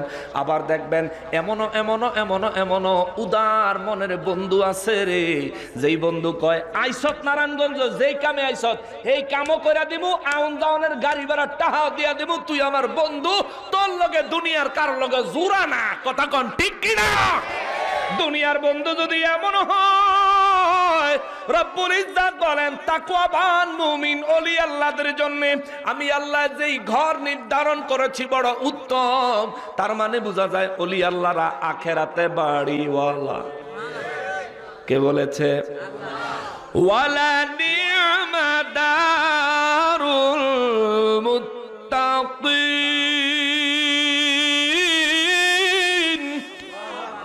জোরে কন্না আল্লাহু আকবার। কোরআনের আয়াতগুলো আপনাদের দিলে আঘাত করে না? হায় হায়, আল্লাহ কোরআনুল কারিমে বলেন যাদের ঈমান বড় মজবুত, ওই মানুষগুলোর সামনে যখন কোরআন তেলাওয়াত হয়, ওয়াজিলাত কুলুবুহুম, তাদের কলবগুলো কেঁপে ওঠে। আল্লাহু আকবার। আর আমরা আমাদের কলবগুলি গুনাহ করতে করতে গুনাহ করতে করতে গুনাহ করতে করতে এমন ভাবে অন্ধকারে নিমজ্জিত করেছি, কোরআনের আয়াত শুনলেও আমরা ফিল করতে পারি না এই কথাগুলো বলেছেন কে? এটা ফিল করতে পারি না আমরা, এত পরিমাণে গুনাহ করছি। বের হয়ে আসেন। বলতেছিলাম ওলি আল্লাহদেরকে উত্তম ঘর দান করবেন কে? ওলি আল্লাহদের ঘর উত্তম ঘর, বড়ই চমৎকার ঘর। আল্লাহ বলে ওয়ালা নি'মা, অবশ্যই চমৎকার। সুবহানাল্লাহ, অবশ্যই চমৎকার। কে বলছেন? আল্লাহ যদি বলেন চমৎকার, তাইলে এই চমৎকারের চাইতে ভালো কোনো চমৎকার আছে? এর চাইতে বেশি ভালো চমৎকার আছে? আল্লাহ বলেন ওয়ালা নি'মা, আর অবশ্যই চমৎকার দারুল মুত্তাকিন, মুত্তাকিদের ঘরগুলো। এই জন্য আল্লাহ সূরা আলে ইমরানের 102 নম্বর আয়াতে বলেন ইয়া আইয়ুহাল্লাযীনা আমানু তাকুল্লাহা ওয়া কুনু মা'আস সাদিকিন।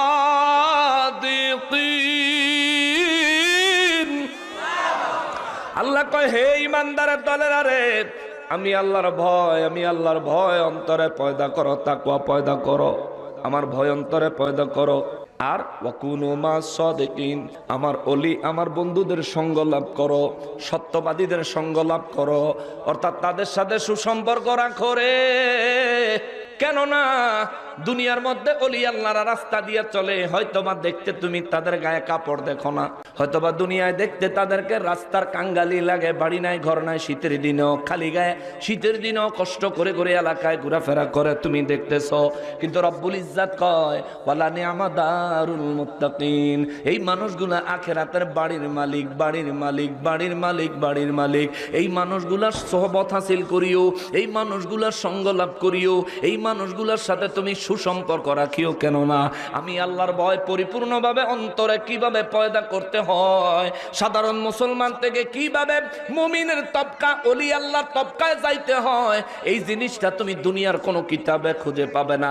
এই জিনিসটা তুমি পাইবা আমার ওলিদের কাছে, আমার ওলিদের কাছে, আমার ওলিদের কাছে, আমার ওলিদের কাছে। রব্বুল ইজ্জাত বলেন তোমরা আমি আল্লাহর ওলিদের সঙ্গ লাভ করো, যাতে করে তারা তোমাদেরকে কলবে কলবে আমি আল্লাহর তাকওয়া ট্রান্সফার করে দিতে পারে। জোরে বলেন আল্লাহু আকবার, আল্লাহু আকবার। দুনিয়ার বাড়িওয়ালার সাথে সম্পর্ক থাকলে 2-1 রাত 2-4 রাত থাকনের লাগা কোনো অসুবিধা, আর আখিরাতের বাড়িওয়ালাদের সাথে সম্পর্ক থাকলে রে আমার নবী বলেন ওলি আল্লাহদের সাথে সম্পর্ক রাখনেওয়ালা আমার উম্মত গুলারে ওলি আল্লাহরা খুঁজে খুঁজে বের করবে, ওলি আল্লাহরা তাদেরকে ধরে টেনে টেনে আমি নবী দরবারে নিয়ে আসবে। আমি নবী তাদের জন্য রব্বুল ইজ্জাতের দরবারে সুপারিশ করব। আমার আল্লাহ তাদের নেক আর গুনার দিকে তাকাইতো না, আমার আল্লাহ তাদেরকে আমি নবীর সুপারিশের খাতিরে মাফ করে দিবে। জোরে বলেন সুবহানাল্লাহ। ওলি আল্লাহদের সাথে সম্পর্ক রাখা দরকার আছেনি? ওলিদের দরবার ভাঙবো না হেফাজত করব? ওলি আল্লাহদের দরবার ভাঙবো না রক্ষা করব? রক্ষা করার চেষ্টা করব। ওলির দরবারে যারা হামলা করে তাদের বিরুদ্ধে জিহাদ করে আল্লাহর সৈনিক হতে রাজি আছি না নাই? যারা বলেন আছি না নাই? ওলি আল্লাহদের দরবারে যারা হামলা করবে ওদের বিরুদ্ধে জিহাদ ঘোষণা করতে হবে। কেননা রব্বুল ইজ্জাত জিহাদ ঘোষণা করেছেন, নমরুদের জন্য মশা পাঠাইছে। আল্লাহ আমাদেরকে তৌফিক দাও এই বাতিলদের মোকাবেলা করে তোমার ওলিদের মান মর্যাদা সমুন্নত করার তৌফিক আমাদেরকে দান করো। জোরে বলেন আমিন। আল্লাহ আমাদেরকে তৌফিক দাও, আমরা জিহাদ করতে চাই। মহান রব্বুল ইজ্জাত বলেন ওই মুত্তাকি বান্দা আমার ওলি আল্লাহদের ঘরগুলো কতই না উত্তম, অবশ্যই অবশ্যই উত্তম। ওলিদের সাথে সুসম্পর্ক রাখবেন। কাফের বেঈমান বিশেষ করে ইহুদিরা লন্ডনে মাটির নিচে মাদ্রাসা আছে, লন্ডনে মাটির নিচে মাদ্রাসা, ওই মাদ্রাসার মধ্যে সব ইহুদির বাচ্চারা পড়ে। ওদেরকে পড়াইয়া পড়াইয়া আলেম বানায়। কেমন আলেম? কুরআনুল কারীম থেকে কিছু কিছু আয়াতে কারিমা বের করে যেগুলো দিয়া নবীর শানে আঘাত করা যাবে। কাফেরদের আয়াত আইনা নবীর বিরুদ্ধে লাগায়া দেয়, কাফেরদের আয়াত আইনা ওলির বিরুদ্ধে লাগায়া দেয়, দেয় কিনা? এগুলি ওই ইহুদিদের শিক্ষা, ইহুদিদের শিক্ষা। এর লেগা আমার আল্লাহ 1450 বছর আগে বলে রাখছেন, ইউদিল্লু বিহি কাসীরা, এই কোরআন অত্যধিক অধিকাংশ মানুষকে গুমরাহির পথে ঠেলে দিবে। কোরআন ইউদিল্লু বিহি কাসীরা, এই কোরআনের দ্বারা অধিকাংশ মানুষ গুমরাহ হয়ে যাবে। ওয়াহদি বিহি কাসীরা, সূরা বাকারা থেকে বলছি, আল্লাহ বলেন ওয়াহদি বিহি কাসীরা, এই কোরআন অধিকাংশ মানুষকে হেদায়েতের পথ দেখায়া দিবে। তার মানে কোরআন পড়লে হেদায়েত প্রাপ্ত বলা যাবে না। রব্বুল ইজ্জত কয় কোরআন পড়নেওয়ালা হেদায়েত প্রাপ্ত হতে পারে, হেদায়েত শূন্য হতে পারে, গুমরাহ হতে পারে, হেদায়েত প্রাপ্ত হতে পারে। 50% পর্যন্ত সম্ভাবনা আছে রে। তাইলে বুঝবেন হুজুর কোরআন পড়নেওয়ালা হেদায়েত প্রাপ্ত নাকি গুমরাহ। গুমরাহ এটা আমি কিভাবে বুঝবো? বুঝার একমাত্র কৌশল হলো আপনি আগে যাচাই করবেন তার ভিতরে নবী প্রেম আছে কিনা। ঠিক কিনা বলেন? সামনে গিয়া বলবেন আসসালাতু ওয়াসসালামু আলাইকা ইয়া রাসূলুল্লাহ।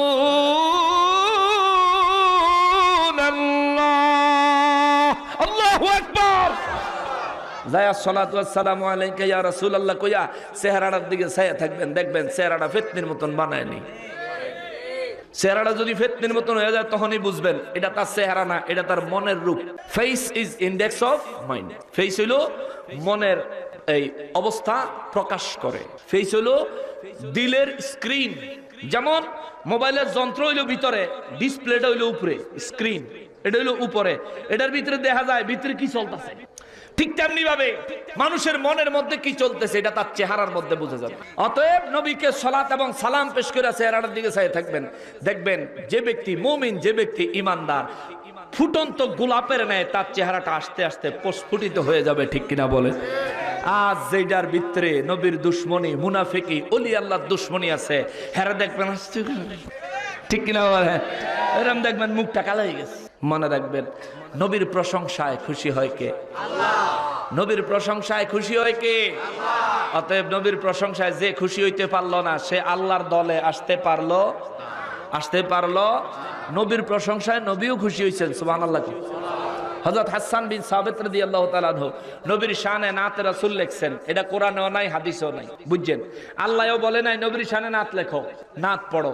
আল্লাহ বলেন নাই, নবীও বলেন নাই এই আমার প্রশংসা দিয়া তোমরা কিছু কবিতা বানাও, নাতে রাসূল বানাও। আমার নবী নির্দেশ দেন নাই। হযরত হাসান বিন সাবিত রাদিয়াল্লাহু তাআলা আনহু লিখছেন। লেখার পরে নবীকে বললেন, হুজুর আমি আপনার শানে কিছু একটা কবিতা লিখছি। আমার নবী বেদাত কইয়া বেদাতি দুরহ এই কথা আমার নবী বলেন নাই। যে আল্লাহ কয় নাই লিখতো, আল্লাহ বলেন নাই নবীর শানে কি এই কবিতা বানাইতা। আমি নবী বলি নাই কবিতা বানাইতে। সাহস কত বড় তুমি কবিতা বানাইছো? আমার নবী এমন কথা বলেন নাই। বরঞ্চ নবী রাহমাতুল লিল আলামিন নিজের চাদর মোবারক বিছাইয়া দিয়া কয়, হাসান রে আয় তুই আমার চাদরের উপরে বস, বসে বসে আমাকে শোনা তুই আমার শানে কি লিখছস। জোরে কর আল্লাহু আকবার।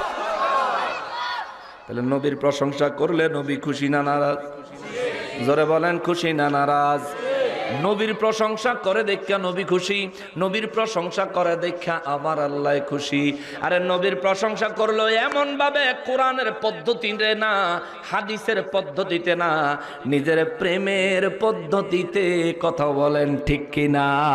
আরে প্রেমের জন্য দলিল কোনো কাজে আসে না, প্রেমের জন্য দলিলের কোনো দরকার হয় না, তাকওয়ার জন্য ফতোয়া লাগে না, তাকওয়াকে ফতোয়া দিয়া কন্ট্রোল করা যায় না, বরং ফতুয়াকে তাকওয়া দিয়া কন্ট্রোল করা যায়।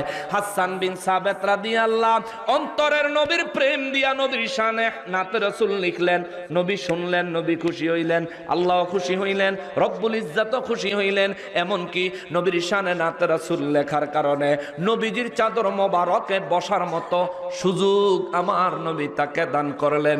যেই চাদর মোবারকের একটা সুতা যদি মিজানে পাল্লায় রাখে রে, আর আরেকটা পাল্লায় যদি আল্লাহর তামাম সৃষ্টি রাখে, আমার নবীর চাদর মোবারকের একটা সুতার মর্যাদার ওজন বেশি হয়ে যাবে। ঠিক কিনা?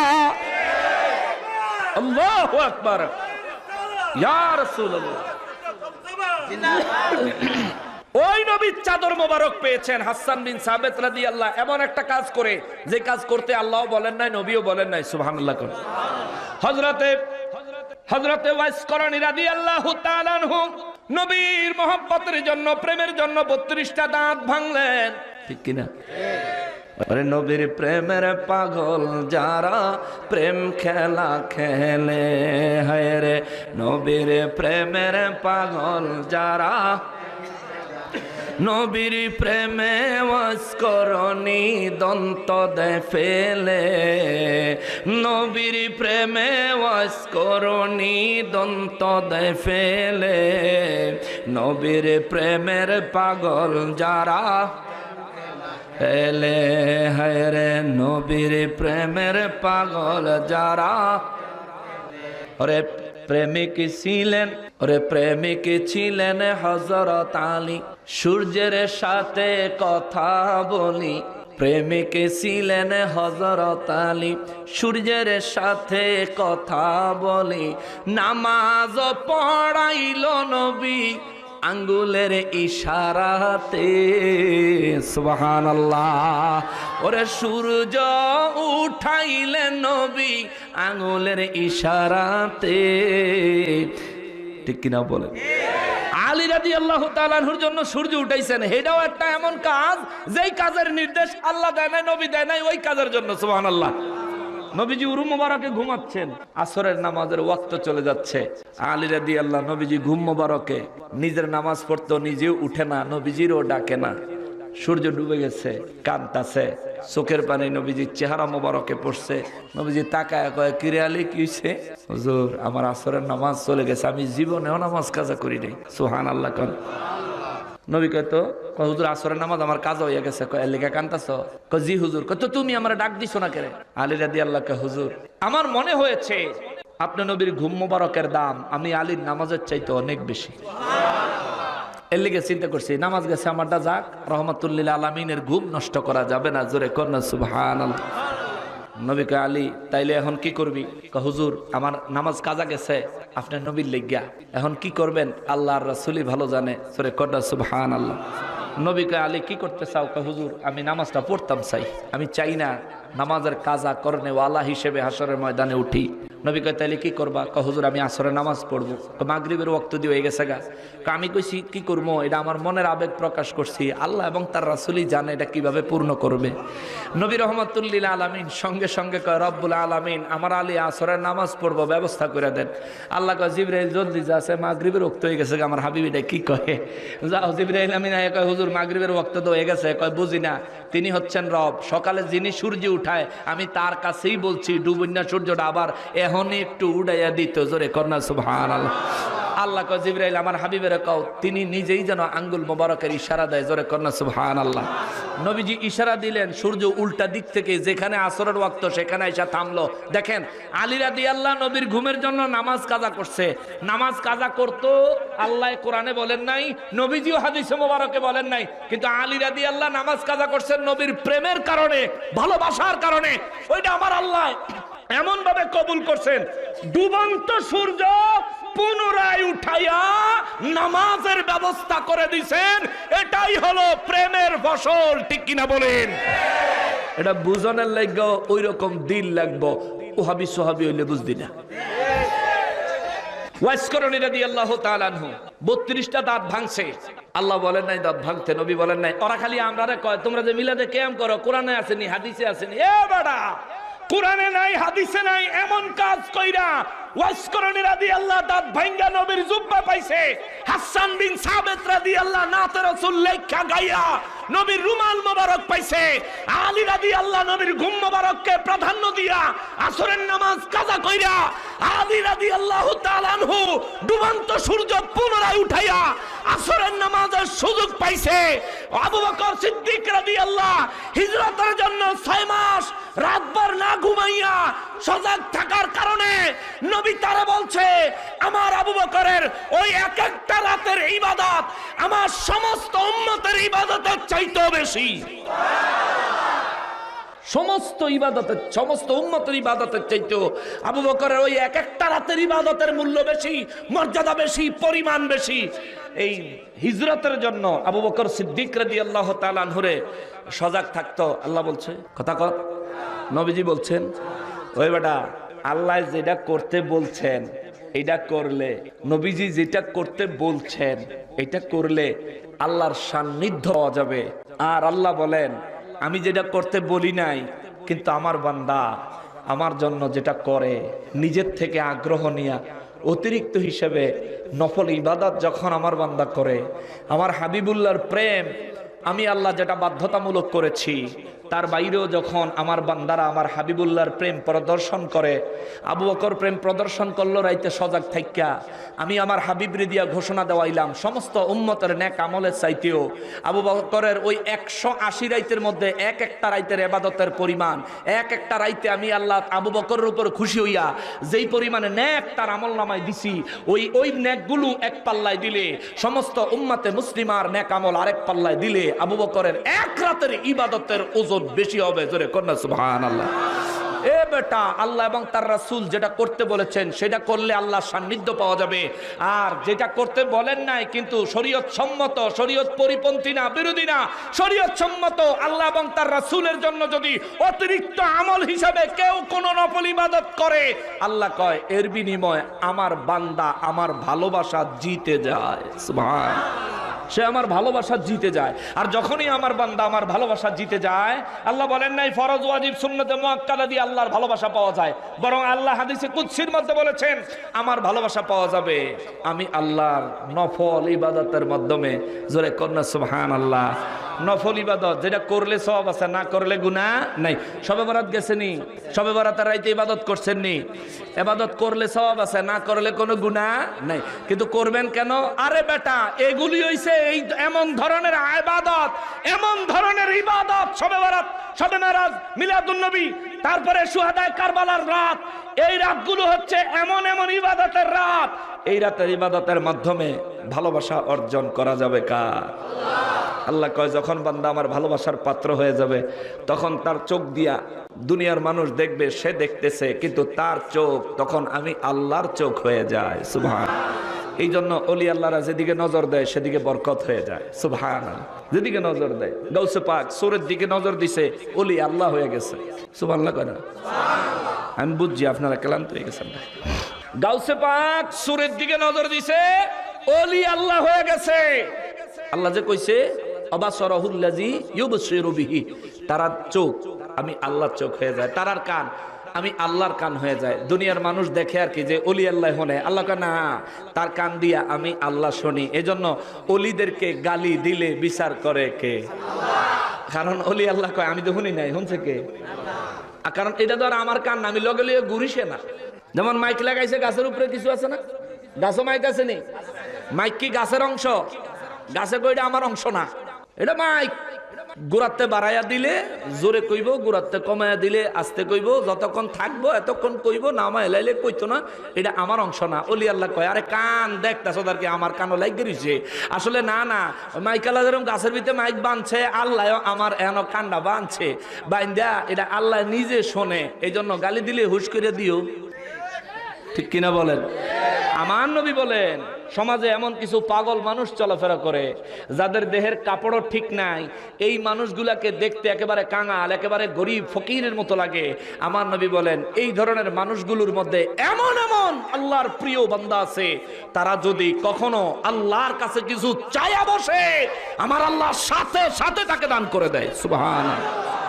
পাগল দেখলে আপনি পাগল হইেন না, আপনার পাগল হইব ভবের পাগল, তাদের পাগল হয় কার? আল্লাহর পাগল হইব। খবরদার, খবরদার। এই জন্য বলি বাবা, যেই কথার থেকে এখানে আসলাম, মিলাদে কিয়াম করলে কয় কোরআনও আসেনি, হাদিসও আসেনি। তোর কোরআনও হাদিসও, কোরআনও হাদিসও। হযরত ওয়াইস করণী রাদিয়াল্লাহু যে দাঁত ভাঙছে, এটা আসেনি কো? আবু বকর রাদিয়াল্লাহু যে 6 মাস রাত ভর ঘুমায় নাই, এটা আসেনি কো? ওয়াইস করণী রাদিয়াল্লাহু, হযরতে হানজালা রাদিয়াল্লাহু তাআলা আনহু যে নাপাক অবস্থায় উহুদের ময়দানে গিয়া শহীদ হইয়া গেছে, নাপাক অবস্থায় মাটিত পাড়া দেওয়ান জায়েজ, কোরআন হাদিসও আসেনি কো? হানজালা রাদিয়াল্লাহু বিবির সাথে সহবাস করার পরে গোসলের জন্য প্রস্তুত হচ্ছেন, এমন সময় শুনলেন কে যেন পাশ দিয়ে বলে যায়, ঘরের পাশ দিয়া, কুতিলা মুহাম্মদ সাল্লাল্লাহু আলাইহি সাল্লাম উহুদের ময়দানে শহীদ হয়ে গেছে। হানজালা রাদিয়াল্লাহু দৌড়ে এসে কয়, বিবি তলোয়ার দে। কি করবেন? যুদ্ধের ময়দানে যাব। কেন? কয় আমার নবী, বিবি রে তোর সঙ্গে নতুন বিয়ে করছি, তোর সঙ্গে সময় দেওয়ার জন্য। আমার নবী আমাকে জানাই নাই যে যুদ্ধে হবে, উহুদের ময়দানে যাইতে হবে। কারণ আমার নবী জানে আমার পাগল হানজালা যুদ্ধের কথা বললে আর বিবির দিকে তাকাইতো না, নবীর সাথে ছুটবো। নবী কে কোশ না হানজালা রে, হানজালা যাও। বিবি তোর সাথে সময় দেওয়ার জন্য নবী আমাকে যুদ্ধের কথা বলেনি নাই, অথচ মদিনার মানুষ বলতেছে উহুদের ময়দানে নাকি আমার নবী শহীদ হয়ে গেছে। তলোয়ার দে, নিয়ে দিছে দৌড়। উহুদের ময়দানে কাফেরদের আঘাতে শহীদ হয়ে গেলেন নাপাক অবস্থায়। আহা, হযরত হানজালা পাগল ছিলেন, নবীর প্রেমে জীবন দিলেন। হযরত হানজালা পাগল ছিলেন, নবীর প্রেমে জীবন দিলেন। ওরে গোসল করাইলো তারে ফেরেশতার দহলে। আল্লাহু আকবার। নাপাক অবস্থায় জমিনে পাড়া দিয়া দৌড়ে যুদ্ধে যাইতে কোরআনে আসেনি? আল্লাহ নির্দেশ দিছে? নবীজি নির্দেশ দিছেন? না। কিন্তু এই কাজ করার কারণে কি হইছে? দুনিয়াতে থাকতে জান্নাতের ফেরেশতারা আখিরি গোসল দিছে। জোরে কর না আল্লাহু আকবার। কোরআনে সুন্নায় নাই, কিন্তু নবীর প্রেমের জন্য শরীয়ত পরিপন্থী নয় এমন কোন কাজ কোন মুসলমান যদি করে, এইটার দ্বারা আল্লাহ এবং তার রাসূল সাল্লাল্লাহু আলাইহি সাল্লাম খুশি হয়, নারাজ হয় না। ওলি আল্লাহদের সোহবত হাসিল করবেন। আজকের আয়াতে তাকওয়াবান, এরপরে ইমানদার মুমিনের কথা আসবে। এগুলি অনেক দীর্ঘ লম্বা আলোচনা করলে এরকম 2, 4, 20, 50টা মাহফিলও কুলাইতো না। এই পরিমাণে আলোচনা সূরা নাহল থেকে আরম্ভ করলে করা যাবে। বাবারে, সর্বশেষ নসিহত করি, 4টা জিনিস জীবনে হাসিল করবেন, আর নাইলে মরেন না, বিপদে পড়বেন। 4টা জিনিস হাসিল করবেন। 1, আল্লাহর ভয় অন্তরে হাসিল করবেন। 2, নবীর মোহাব্বত, নবীর ভালোবাসা। 3, মা বাবার খেদমত। 4, ওলি আল্লাহদের সোহবত। এই 4 জিনিস জীবনে হাসিল করবেন, করাই লাগবে। এই 4টা জিনিস হাসিল করাই লাগবে। একটা জিনিসও যদি আপনার হাসিলের মধ্যে বাকি থাকে, আপনি পরকালে বড় বিপদে পড়ে যাবেন। আমার যুবক ভাইয়েরা, যারা মুরিদ হও নাই, বায়াত হও নাই, একজন হক্কানি ওলি আল্লাহ দেখে বায়াত হয়ে যাবে। হয়তোবা চিন্তা করতে পারো যে হুজুর আর একটু বয়স হলো পরেও না, দুনিয়াতে আসার সিরিয়াল আছে, যাওয়ার কোনো সিরিয়াল নেই, অতএব বায়াত হয়ে যায়। অনেকে তোমারে কইব মা বাপ থাকলে বায়াত হন লাগতো না। যে এই কথা বলবো বুঝবো এটা একেবারে নেহায়াত গন্ড মূর্খ। মা বাবার স্টেজ আলাদা, ওলি আল্লাহর স্টেজই আলাদা। মা বাবার জন্য খেদমত করার নির্দেশ দিছেন কে? আর ওলি আল্লাহর সোহবত হাসিল করার নির্দেশ দিছেন কে? অতএব দুইটাই দরকার, একটা বাদ দিয়া আরেকটা করা যাবে না, অথবা একটা আরেকটার বিপরীত বা সাংঘর্ষিক বিষয় মনে করা যাবে না। মা বাবা আলাদা, ওলি আল্লাহ আলাদা। মা বাবা যেটা পাবে ওলি আল্লাহ সেটা চাইব না। ওলি আল্লাহর জন্য যেটা দিবা মা বাবার কাছে হয়তোবা সেটা পাইবাও না। যদি তোমার মা ওলি হয়, আল্লাহর ওলি হয়, খেলাফত প্রাপ্ত হয় তোমার বাপ, তার কাছে যদি বায়াত হওয়ার মতো বিষয় থাকে, বেলায়ত থাকে, বায়াত হও। যদি না থাকে ওলি আল্লাহদের কাছে বায়াত হয়ে যাইবা। বায়াত হয়ে যাইও ভাই। আমার মুরব্বী বাবারা অনেকে আছেন, মুরব্বী হয়ে গেছেন, এখনো বায়াত হইছেন না। অনেক মানুষ আছেন, এই কারণেই তো আপনি আখেরাত থেকে দূরে আছেন। আপনি জীবন শেষ, আপনারা দর্শে ডায়াবেটিসে, আপনারা দর্শে আরো কত রোগে, তবু আপনার অন্তরে মৌতের কথা মনে আইয়ে না। ডেলি 2বার 3বার নিজের শরীরে নিজে ইনজেকশন ঢুকাইতেছেন, কিন্তু আপনি যে মরে যাবেন এই চিন্তা আপনার মনের মধ্যে এখনো আসে না। এখনো আপনি দুনিয়া নিয়েই চিন্তা করেন, দুনিয়া নিয়েই চিন্তা করেন, নিজে দুনিয়াত কেমনে ভালো থাকবেন সেই চিন্তা করেন। আখেরাতে পরকালে আপনাকে যাওয়া লাগবে সেই চিন্তা আপনার অন্তরে এখনো আসে না। কেন জানেন? বায়াত হন নাই তো, বেলায়েতের লাইনে উঠেন নাই তো। আরে ট্রেন যদি লাইনে না উঠে গন্তব্যস্থলে কেমনে যাইব? ট্রেন তো আগে লাইনে উঠতে হবে, তারপর গন্তব্যস্থলে যাবে। আপনি তো লাইনই ধরেন নাই, লাইন ধরতে হবে। ট্রেনে উঠা যান, টিকিট থাকুক বা না থাকুক এক জায়গাত লইয়া যাইবই, ঠিক কিনা বলে? টিকিট কিনার সামর্থ্য থাকুক বা না থাকুক, ট্রেনে উঠা যান মিয়া। উঠা গেলে মাঝ রাস্তায় যখন আপনাকে টিটি ধরবে, আপনি যদি বলেন আমার কাছে টাকা পয়সা নাই, কি আপনারে বাইন্দা থইব? মানুষ হইয়া যদি ছেড়ে দেয়, ওলি আল্লাহদের প্রেমের বেলায়াতের ট্রেনে যদি আপনি উঠেন, আল্লাহ রাব্বুল ইজ্জাত আপনাকে আমাকে ক্ষমা করে দিতে পারেন না? দিবেন। এই জন্যই তো আল্লাহ বলছেন ওয়াকুনু মা'আস সাদিকিন, আমার সৎ লোকদের সঙ্গ লাভ করো। কেন কেন? কারণ হচ্ছে ইন্না রাহমাতাল্লাহি করিবুম মিনাল মুহসিনিন, আমি আল্লাহর রহমত আমার ওলিদের কাছে, জোরে কন্যা সুবহানাল্লাহ। আল্লাহর কি রহমত, ওলিদের কাছে কি কথা কয়টা কি? ওলিদের কাছে রহমত। এখন কইবেন হুজুর ওলিদের কাছে রহমত হইলে আমরা কেন ওলিদের সোহবত হাসিল করতে হবে, কাছে যাইতে হবে কেন? এই কেনর উত্তর নিয়ে যান। এটা কি গরিবের আতর আর কি, বেশি ভালো না। মাকসি কার হাত? আমার নিজের হাতে মাকসি। কেমন? ওলি আল্লাহর কাছে কেন যাবেন? এটা একেবারে হাতে নাতে প্র্যাকটিক্যাল একটা দৃষ্টান্ত আপনাদেরকে দেই। এই আমি হাতে আতর মাখলাম, গ্রান পাইছেন? ফান নাই।